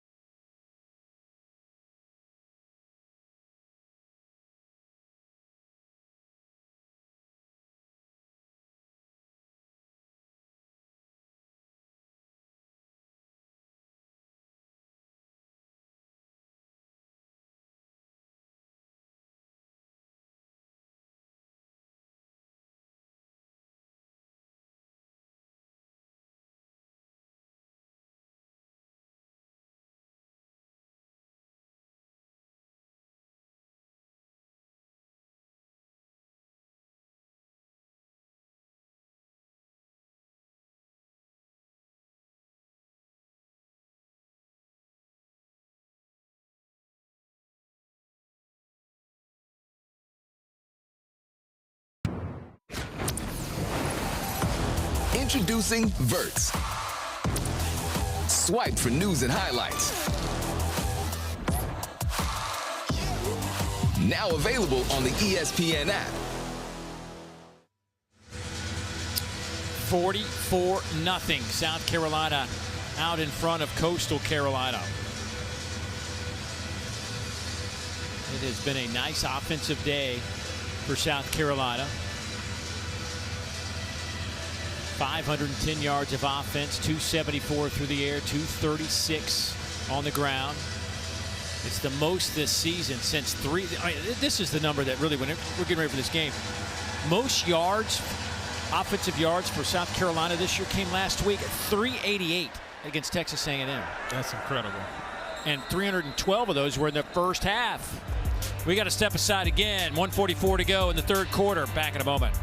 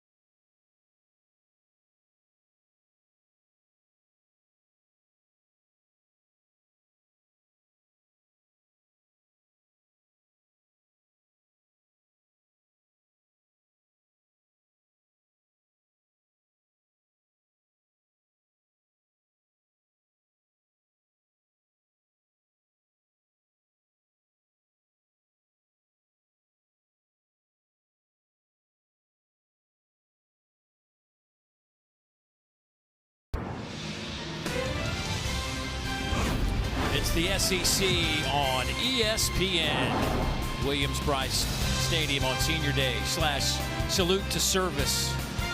And it has been all South Carolina as we have 1:44 to go here in the third quarter.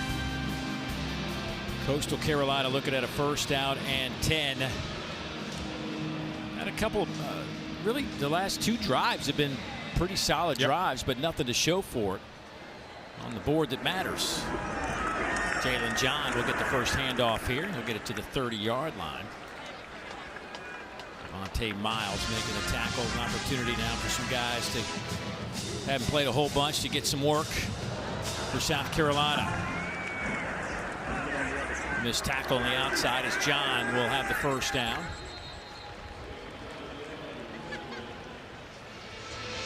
Clemson up next for South Carolina right here in Williams-Brice Stadium. And to say that a little different scenario than last year's Clemson-South Carolina game. Yeah.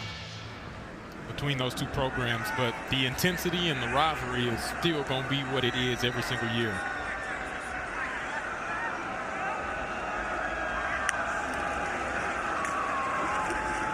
Here comes John on first down and stretched out nicely by the Gamecocks. Hunter, first one there for the Gamecocks. Kelvin, the redshirt freshman from Florence, South Carolina.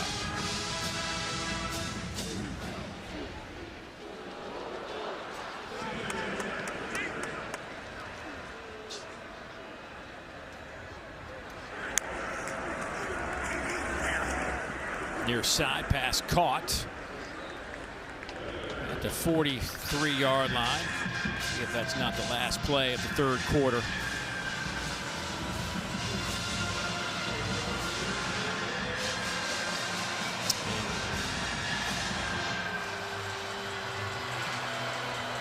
Coastal will let this clock hit zeros. That is the end of the third quarter. So South Carolina stretched it to 44-0 after 3. Fourth quarter football coming up on the other side.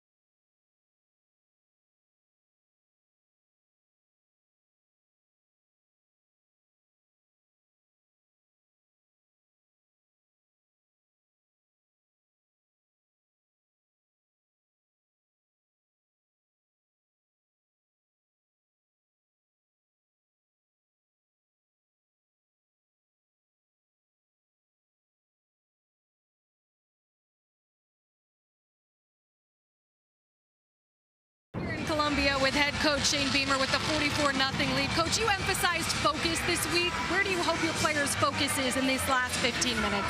Finishing it the right way. Really proud of the third quarter. We talked about it at halftime, starting the third quarter the right way. And they had a drive. We got a 4th down stop. Then we got the ball back and had a couple penalties, but then we went right down the field and converted on a 4th down and finished. So that's what I want to see. We're able to get some younger guys in here now. Want to see them continue to play the right way. This shutout is important to us. We need to keep a 0 on the board and finish these last 15 minutes the right way. Thank you, Coach. Thank you. Bobbled snap.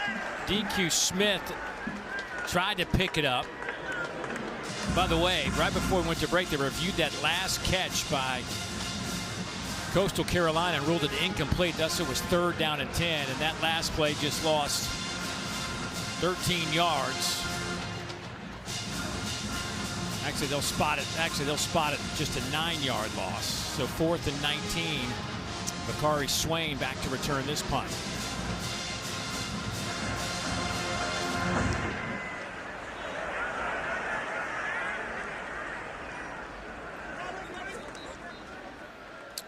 So let's see who runs out there at quarterback now for South Carolina. Luke Doty, the senior, the graduate from Myrtle Beach, not far from Conway, South Carolina. Going to play against his hometown FBS school. 6'2", 215 pounds. He has been in this program for a long time. Nice to get him some work here on this Saturday evening where they honored the seniors. And certainly he has been an important piece in the locker room, practice field, and even on the field for South Carolina over his career.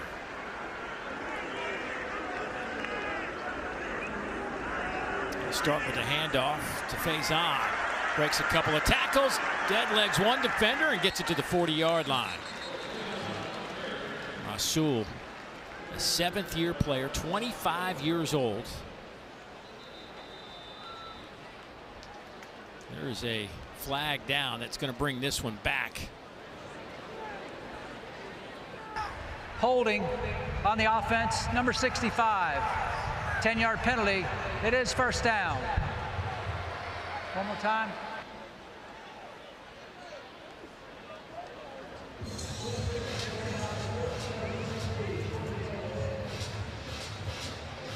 That's exactly how the last drive started. False start and then a holding penalty. Ended up well. We'll see if this drive follows suit. Handoff again to Faison.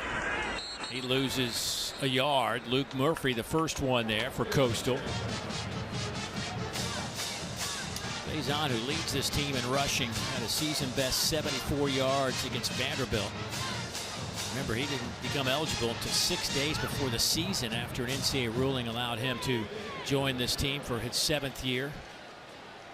Matter of fact, they got 2 7-year backs. Oscar Attaway, the third, also 25 years old and a 7th-year running back. Throw to the outside, caught by Mazio Bennett.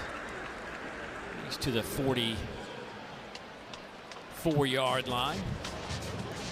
A long way to go here on 3rd down. It's going to be 3rd down and right at 10 yards to go. In this situation, you want to make sure you still take care of the football, right? Don't press too much.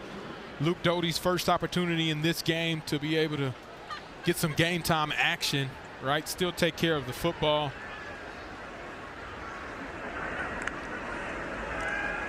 Four-man rush. Doty tried to thread the needle. Is that picked off? Everybody looking around. Coastal says that's our football. There's finally a whistle. That was Dante Lunan.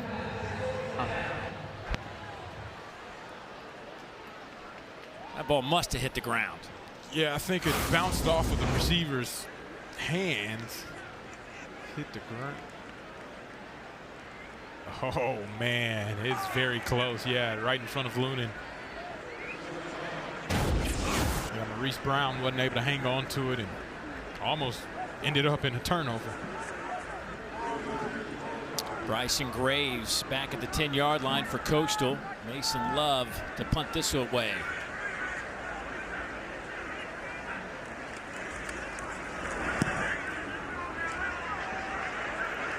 Aims it toward that far sideline and out of bounds.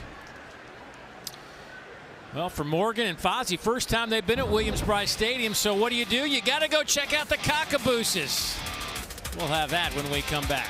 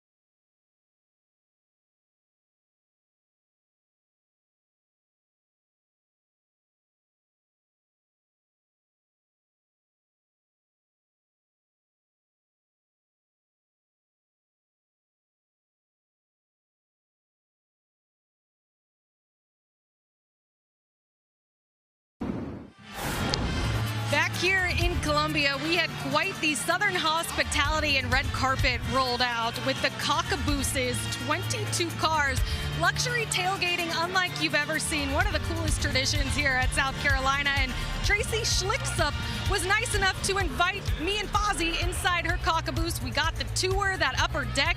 Awesome. What a great spot to be on a perfect day.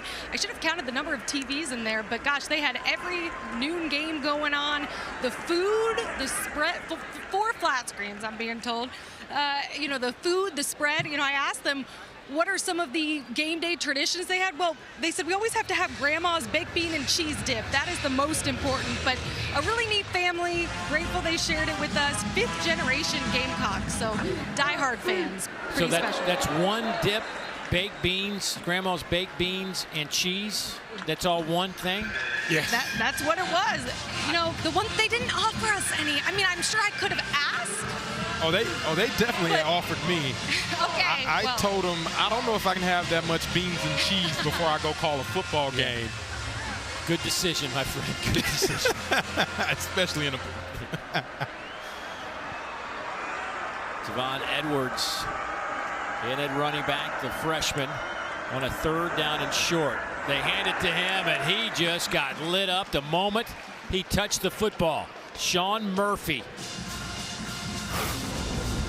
Incredible job by Sean Murphy coming in on the blitz, taking on the blocker and defeating the blocker and bringing down the back at the same time for a loss of yards.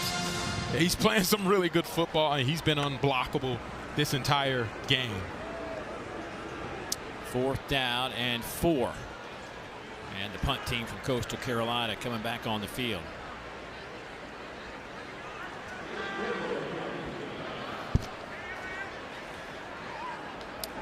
Kilgore back to return this punt. He'll call for the fair catch and takes it at the 25-yard line. Gamecocks with the football, up by 44.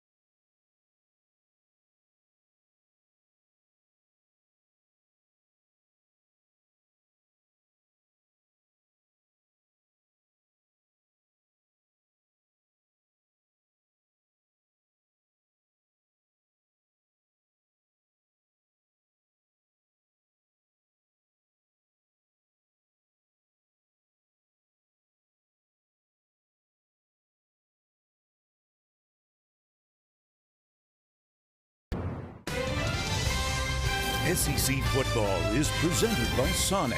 Create a free Coca-Cola your way. Any size, any flavor. In the Sonic app. And in part by T-Mobile 5G home internet. Shane Beamer giving hugs to the seniors. 23 of them were honored before the game. And of course, DQ Smith, in his 4th season, started as a freshman.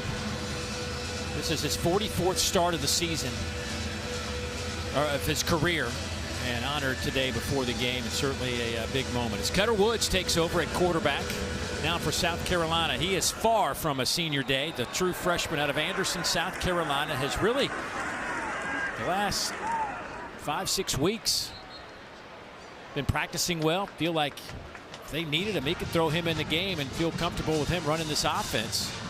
Yeah, and whenever we spoke with Coach Beamer, talked about the confidence he had, as well as Coach Mike Furry.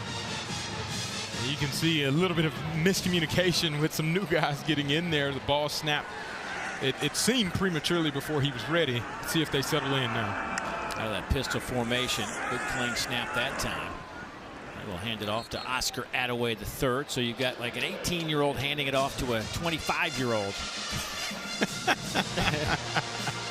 That is the college football world we live in today. Who would have ever thought that would be the case? I feel like you and I could have played college ball together, Dave, if the rules were still the same. I just turned 27. Yeah. Me too. Yeah. Over and over and over and over and over. 4-man rush here. Woods slings it to Attaway and makes a catch, now running back against the grain, and Arinze says, not going to get past me, and he'll drop. Cutter Woods, 4 of 6 coming into this game for 46 yards. Does have 1 interception, a couple of rushes. Number 12 is now 47 on South Carolina. Bryson Graves back to return this punt.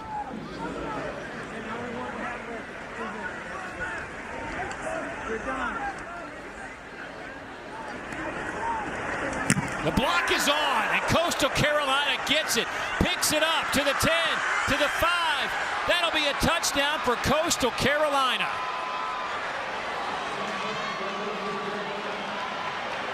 Jamison Tucker came flying in, made the block, got his wits about him, came in and picked it up and took it to the house. What a play. That's a phenomenal job by Jamison Tucker on punt return. You're always taught to take the ball off of the punter's foot. That's exactly what he did, and him being the athlete that he is as a wide receiver, picks up the football and takes it to the crib. Incredible play.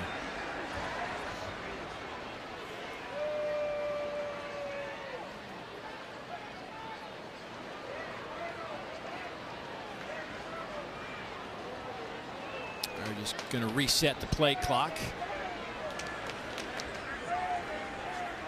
Keon Afarute will attempt the point after, and he gets it through the uprights. So the shutout is blown on an outstanding special teams play. That's how you do it.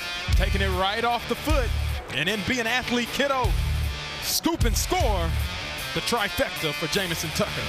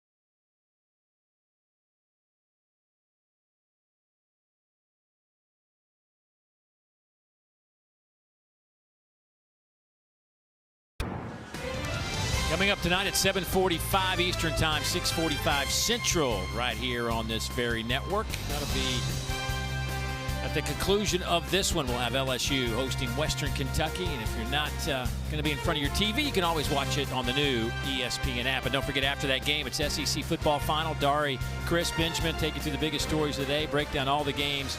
It is another busy day. The final weekend of the regular season next Saturday and Friday.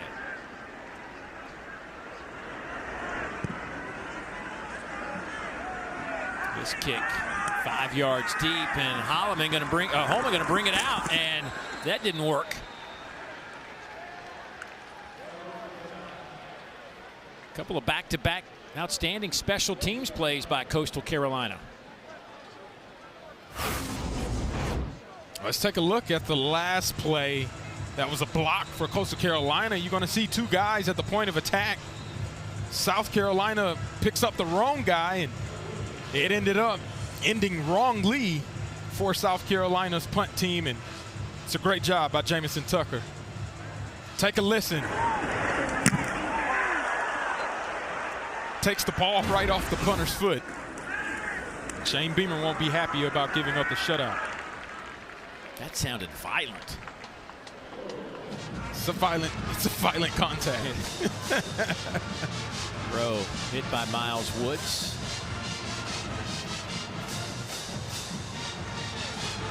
Boy, Vandy just put it on Kentucky today. 45-10. I mean, just that might be my statement. biggest surprise.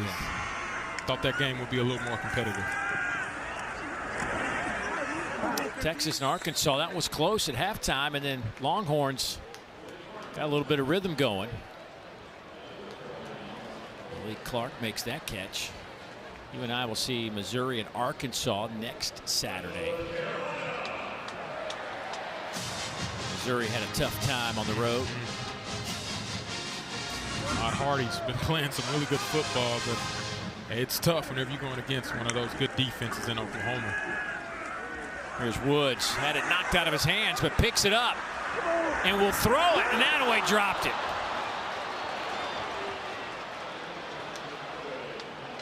Jordan Mack hit him to knock the ball free. There's a lot going on this play. Forces the fumble, has the wherewithal to pick it up, finds an open receiver, and Attaway just not able to hang on to it. That's just a drop by Attaway that you got to have. Attaway with 7 catches this season. Should have had number 8. Yeah. 2nd down and 10. 5 rushers over the middle, pass caught. Mike Tyler, the tight end, picks up 13 yards.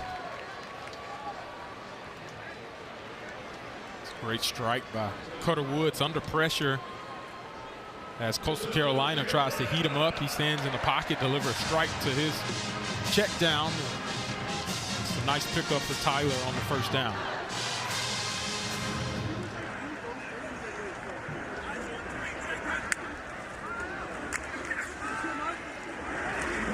Inside handoff to Attaway. Avion Jones leading the charge. Coastal got off to such a disappointing start. They got thumped by Virginia 48-7. They beat Charleston Southern 13-0. East Carolina shut them out 38-0. They lose to Old Dominion 47-7.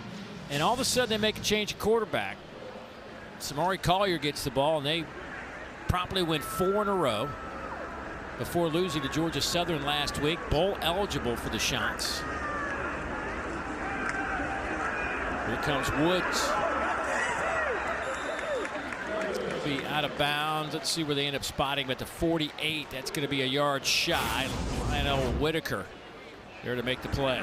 Doing his best Lenore Sellers impersonation, getting around the edge. Might not be as fleet of feet as Sellers is, but Woods showcasing his ability to escape out of the pocket and pick up some positive yards.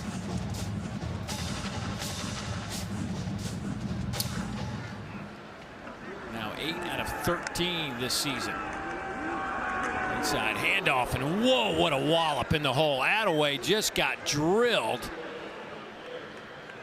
Avion Jones came in there. There was one other Coastal player. I didn't get the number, but man, that was a big time hit. Zeke Campbell along with Avion Jones to really lay a licking on Oscar Attaway. Boom! A little high-low action there by both of those guys. That's some physical football being played here late in the fourth quarter.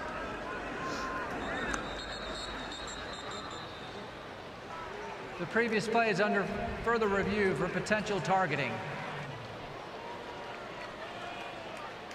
Aaron Nolan checks into the game at quarterback while Will Wade. That was a quick substitution.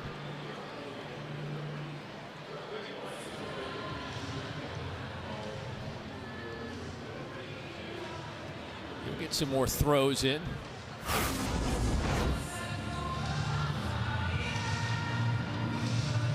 And trying to see if that leading with the crown of the helmet by Jones, but typically see that on a defenseless player, and obviously Attaway is not a defenseless player. I mean, I don't think I see targeting and anywhere in the head or neck area.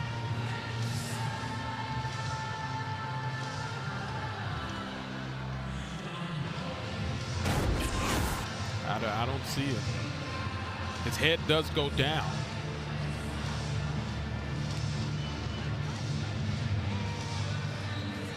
But I don't think all indicators are supported for that to be targeted. Take another look.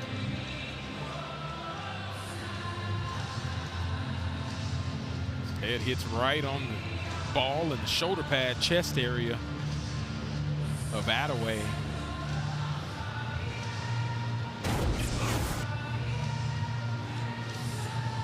I don't think it'll take long for them to decide. After review, there was targeting on number 9, Coastal Carolina, using the crown of the helmet. That's a 15-yard penalty. Number 9 is disqualified from the contest. First down.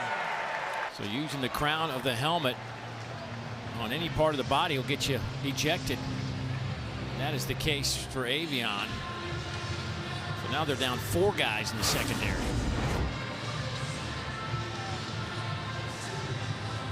And he does lead with the crown, and it's obviously in for safety and protection for I'll both say players. this. I'll say that I mean, obviously that was a crown, but we see that all the time. Yeah. And it's not to called. be able to call it now Yeah. is that's different. I mean, guys are always flying in, making a tackle with their head down. Absolutely. Unfortunately, I mean, obviously it's a dangerous play. Yeah, it's part of a dangerous sport. And physical contact will be made. First down and 10.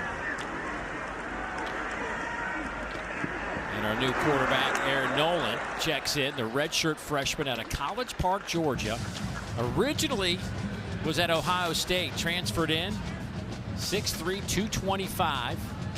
Left-hander, came in January. Member of that national championship team for the Buckeyes. He was one of the nation's top-ranked quarterbacks and overall players, regardless of position, coming out of high school. Brian Rowe. As you're watching SEC Network football presented by our friends at Sonic. A game that's winding down, under 5.5 to go. 44-7 our score. Air Nolan. It's A-I-R. Nolan. It's Prentice Air Nolan is his full name. That's an incredible name. It's like royalty. Oh, nice catch by Rowe. He'll have the first down at the 22-yard line. Chris Henry back there in coverage. Yeah, and the ball's thrown on the inside of Brian Rowe's shoulder, and he just reaches out and snags it. Incredible catch. Boom, he got the stickums right there. You'd have thought that was a sonic slush. He was making sure it didn't touch the ground.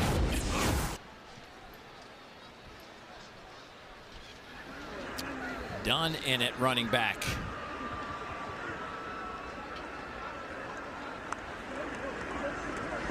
Bradley will get the play fake, and Nolan keeps it himself. He'll get it to the 17-yard line. Travis Nesbitt with the tackle.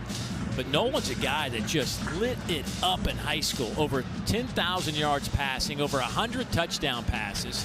His junior year threw for over 4,000 yards and 55 touchdowns on the way to a state championship in the Georgia Class 6A division.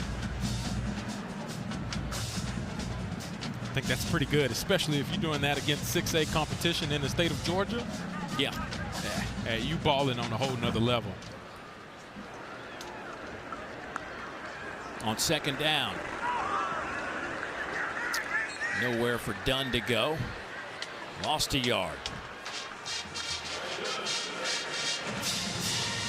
Well, next week, Clemson comes in here. And as you mentioned, despite the fact that it has been a struggle for both of these teams this year, There might even be a little more juice in there just because somebody's trying to finish with a positive feel to the end of the season. Yes. Absolutely. And it's always a dogfight. You get to play in-state. This is an in-state game. You get a chance to play two in-state teams back-to-back. It's like a state championship type of mindset. Nolan lofts one up, and that one will draw a flag in the end zone. Jordan Gidron. Pass interference, number 4 on the defense. 15-yard penalty, automatic first down. Yeah, Whitaker never turns around to find and locate the football. It was so underthrown. He probably could have had an opportunity to make a play on it himself as an interception, but you don't find and locate the ball, you put your hands on the receiver, they're going to call a penalty every time.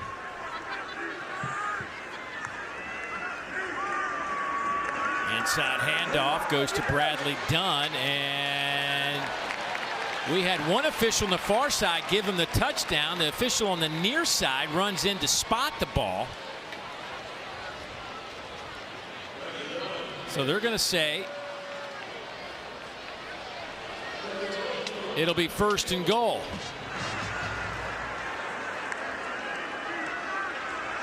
Give it back to Dunn. He is stuffed.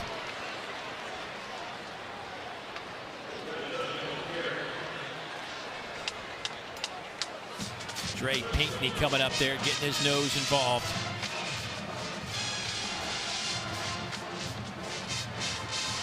South Carolina just going to let this clock wind down to the 2-minute timeout.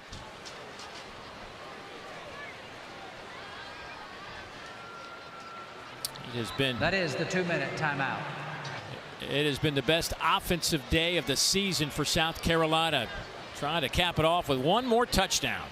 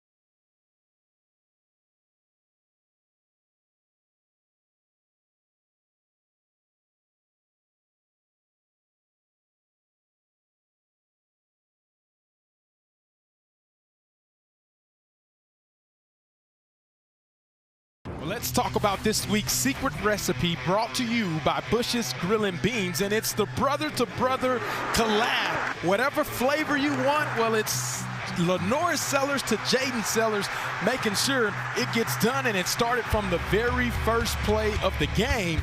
Big explosive after another. These two were on a whole nother level, and it didn't matter if you needed them beans as a side or a main course. They provided it.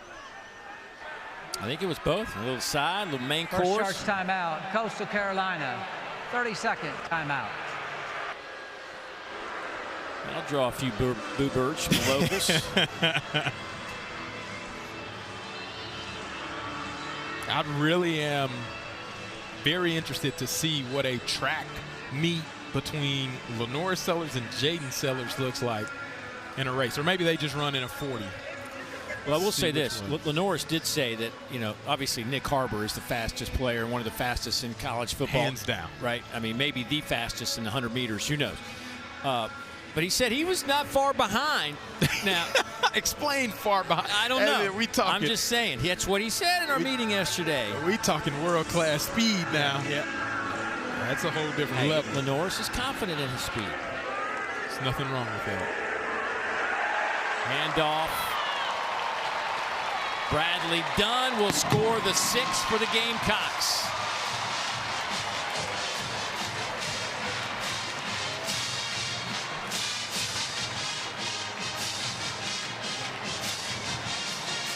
You see the celebration on the sideline. Coach Shane Beamer getting in on the action as Dunn gets his first touchdown of the night, and that offense is moving on a whole nother level this entire day.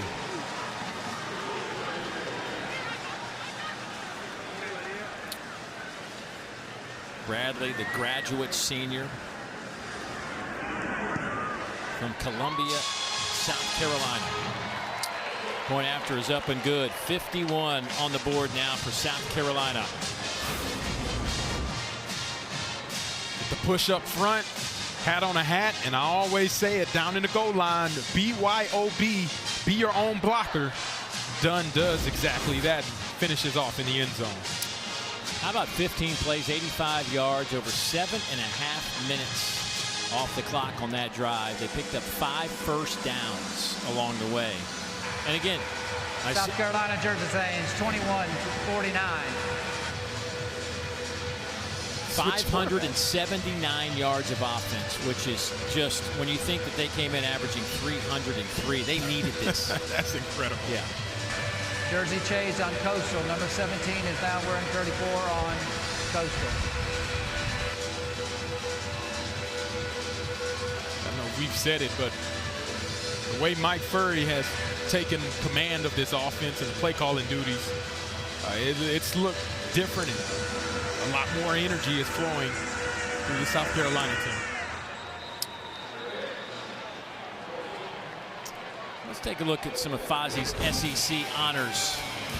Well, the player of the year, Lenore Sellers, the guy that does it all, whether it's throwing the ball or rushing it, he's been able to be that bright spot. And then defensively, Brian Thomas Jr.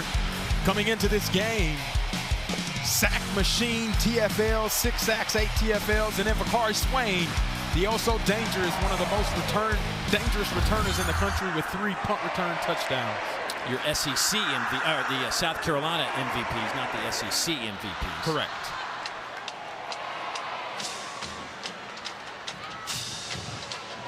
But they are really good within the SEC conference, too. Yes. MJ Morris in at quarterback. Boy, a different look from Shane Beamer today than this time last Saturday. Walking off that field, you could just sense the shock and dismay as he was leaving College Station, in just one of the most disappointing games I think anybody could experience if you're a South Carolina fan. A nifty run there from Townsend. Look, they've had some tough losses here in South Carolina over the years, but that one probably will. I mean, you're talking about the 3rd-ranked team in the country. Yeah, that's going to stick long. In their place. At halftime, ESPN Analytics, I believe, had it at over 96% chance to win that game. And, man, yeah, that'll haunt you for a while, but best way to get over it, do put this. some wins together. Do this today. feel good about yourself, get a lot of people on the field, and try to win against Clemson next week. We'll salvage a little bit of what has been a disappointing 2025 for sure.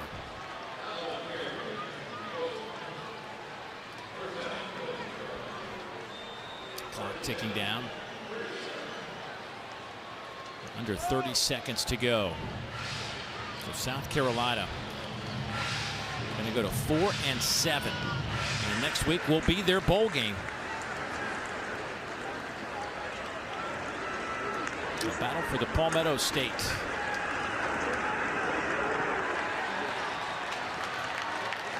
Coastal Carolina is going to go to 6-5, and they've got a good one too next week. They got to get it together against James Madison. But there's our final score. 51-7, Gamecocks win it.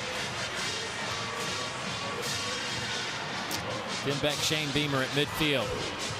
Just a few hours separate these two schools, but a big win for the Gamecocks. And Morgan has Coach Beamer alongside.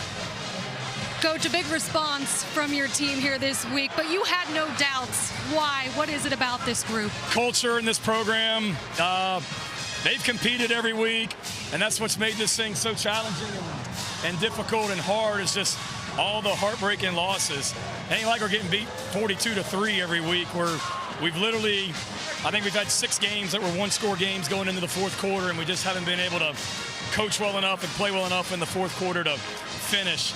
But these guys every week, they just respond, and knew they would tonight, and really, really just happy for them. It's been a long run since that Kentucky game, and these guys, they do everything that we ask. They're great kids, and really happy for them to be able to have some success, as you can see. And not just that, but celebrating the young guys' success, or some of the seniors we got in the game on that last touchdown that hadn't really played ever and got in there for a play. That's pretty cool to see, and what college football is all about. Right, and I mean, for your offense to get in a guy like Cutter Woods in the fourth quarter, a heavy dose of him. I mean, What stood out about what he was able to show? Yeah, Cutter's a good young player. We got Aaron Noland in there. Aaron's going to be a good young player. We got Luke Doty in there, played 4 quarterbacks tonight. So really just, they're all good guys, and that's the thing.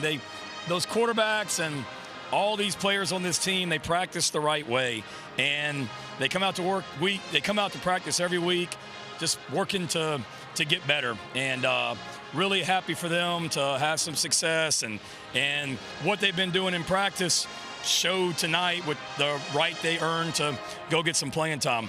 And now next week you look ahead against Clemson. What is it that you hope to carry from this performance into that game?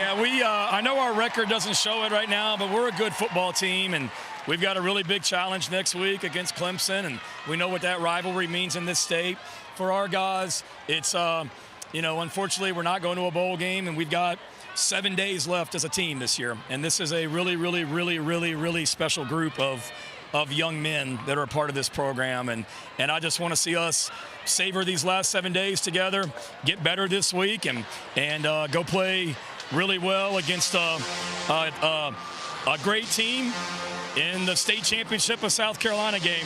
But it's great to do this. Like, Ben, CD, Dari, I've missed you guys, man. It's been a while since we've done this post-game interview. Hope you guys are doing great, and let's do it again next week. Great. Thank you, Coach. We appreciate it. Thank you. I know they're happy to hear from you, too. Just a super nice guy, Shane Beamer. On a special senior day, South Carolina put on a good show for the home folks, and they win it 51-7. And next up, the Clemson Tigers. So for Fonzie Whitaker, Morgan Uber, the rest of our exceptional crew, I'm Dave Neal saying so long from Williams-Brice Stadium here in Columbia. It's time to get you to the studio. Dari, Chris, Benjamin, take it, boys.